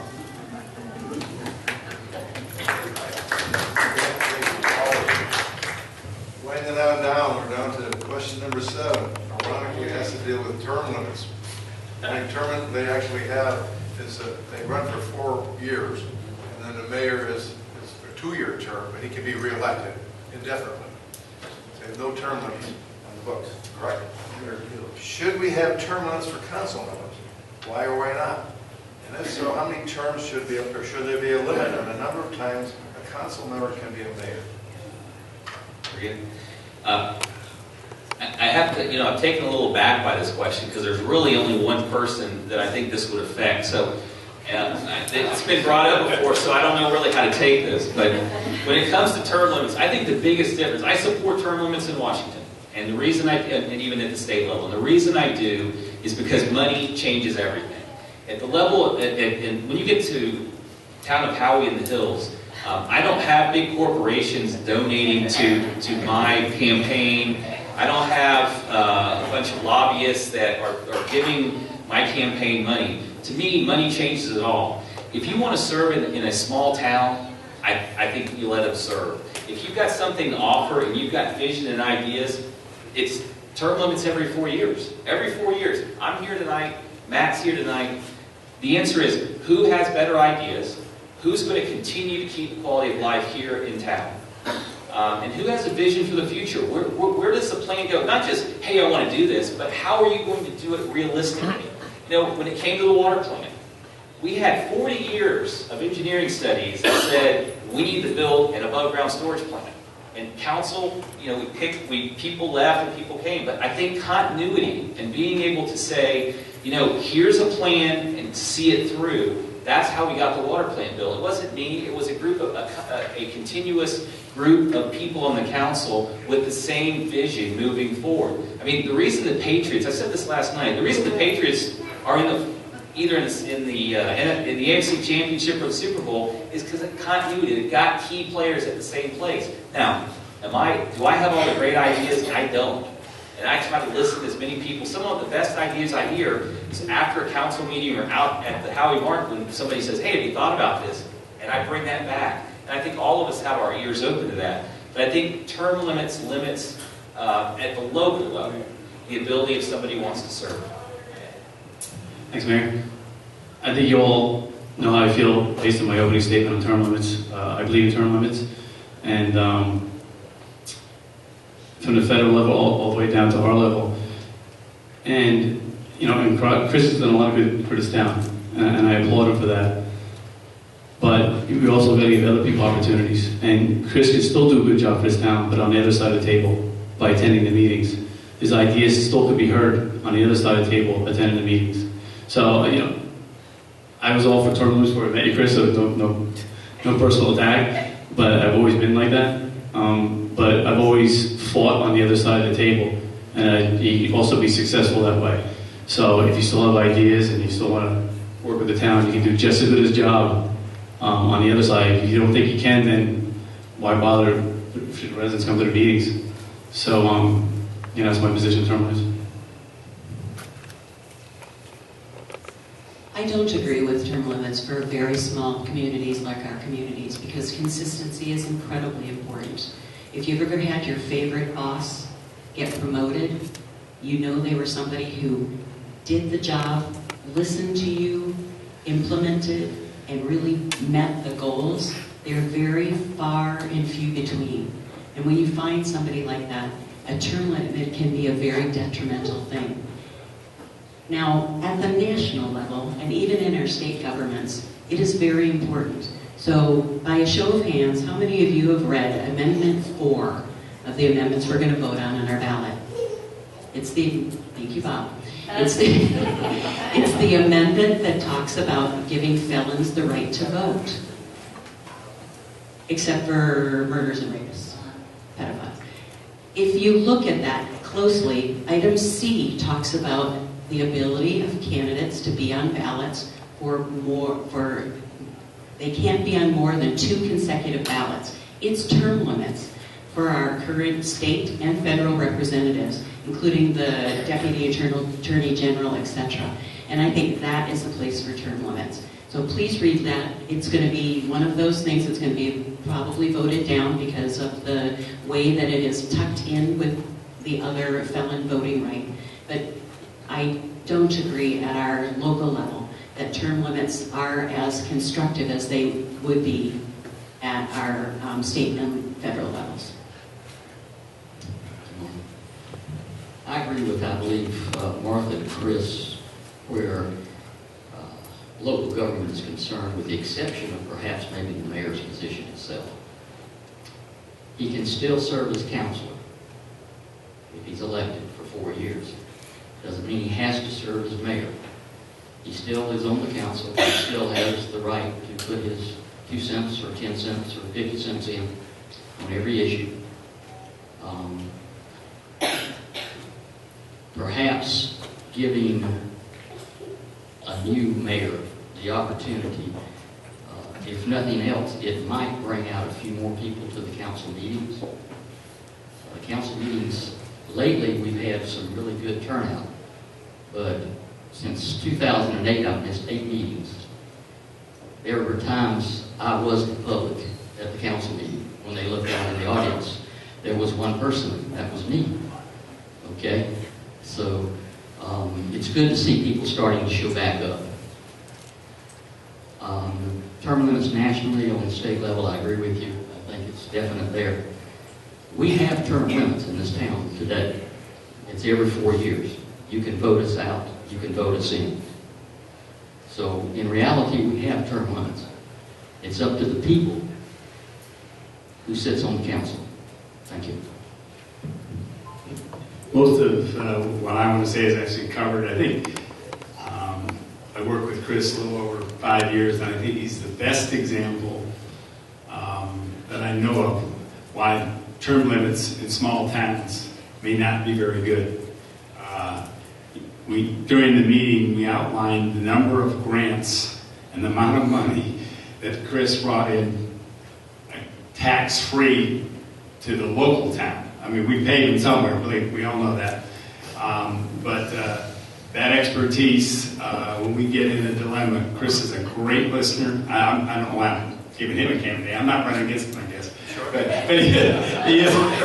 he is a great listener. And as a member of council, that we do choose the mayor. And there's been, Chris was telling stories before the meeting about old history and how we're not that old, early in the 2000s, where mayors quit on us. I wasn't around that back then. And they actually got down to one person one time. It was pretty disastrous in today's world, I think. On national level and state level, I have mixed emotions on that, and mainly because I go up to Tallahassee with League of Voters, and we lobby our it's what kind of system do the cities have to lobby the state? Which you do, believe me. But you just get to know somebody, and they, Senator Hayes gave us $400,000. I guarantee if Senator Hayes was there, we might have another $400,000. And so you lose some continuity. If you want to get really esoteric, the fact that big money drives national elections. I hate giving all the power to the parties because we know they throw money across state lines and everything else. I don't think we're going to fix that one way or the other. But on a local level, kick us out. You can vote us out. Every 4 years is a term limit if you want it to be. Sound like a mutual salary to me. I think people who serve a lot of years get complacent. They ride around looking for things and they don't see it. One point that I have was very concerned for our infrastructure. Look at the roads we got around. I think that before we get new ideas and spend $1.2 million, you got to have sidewalks around here that people with disabilities can get a wheelchair down and safely. And I just believe that people get complacent after a period of time, they get set in their ways. And I think we need to term limit anywhere from 3 to 5 years. BC, before Chris, there's been a lot of mayors in this town. I would call a bunch of them since I've been here. And I believe that they were all constructive. They did things that we wanted them to do. Identify a problem, go out and fix it. They're doing a good job. Well, actually more than that. But I just believe that people get complacent when they're in office for a long time. And they don't go out and intermingle with the public like they should. So I still believe that it should be a short period of time. Hang on to one more time. Thank you so much for all your input, everybody in the audience, all the questions I received. I lost track of them. They're still coming in, by the way. Cut it off. We're done. We'll get it to them anyway. Concluding remarks. How about 30 seconds from each of you? Do a concluding remarks. Is that fair? That's fair.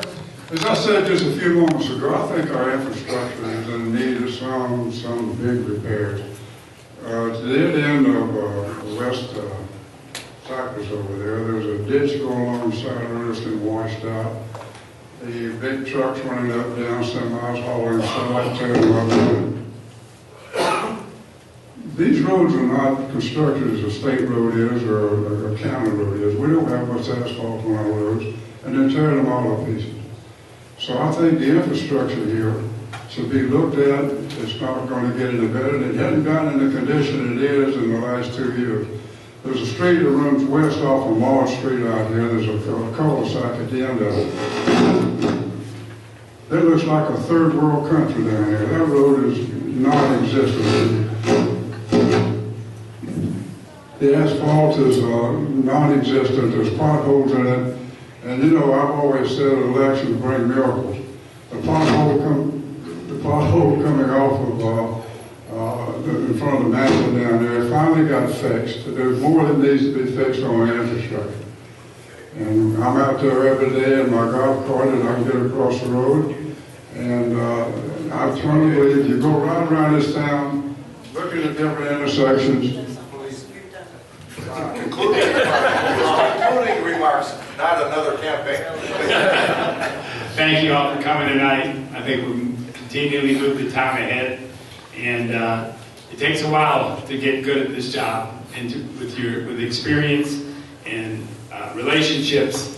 And I think I'm just starting to really make a difference, and it takes a while because there's so many rules we got to follow.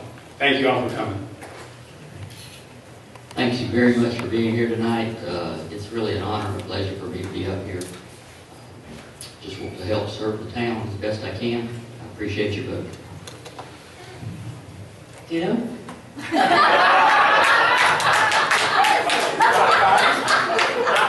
Another 28 seconds.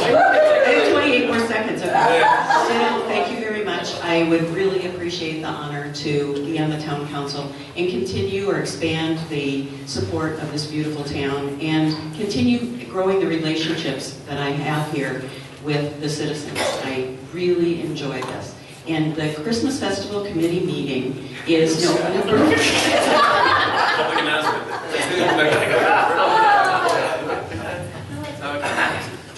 Once again, like they said, thank you for everyone coming out. That's huge. It shows that the community cares. They care about the future, possible future politicians here. It goes a long way. You all know where I stand. You know how passionate I am about this town and what I'm going to do for it. So hopefully November 6th I get your vote. Thank you. Thank you. I just want to thank everyone for coming out as well. Great turnout, great interest in the town. I just have to tell everyone thank you. It's been 17 great years. I'd like to continue with 4 more. It's been 10 wonderful years as mayor. I've really enjoyed it. The people, the passion, and the vision to move this town forward, but at the same time, never forgetting the quality of life, the rural village that we love Howey to be. Thank you.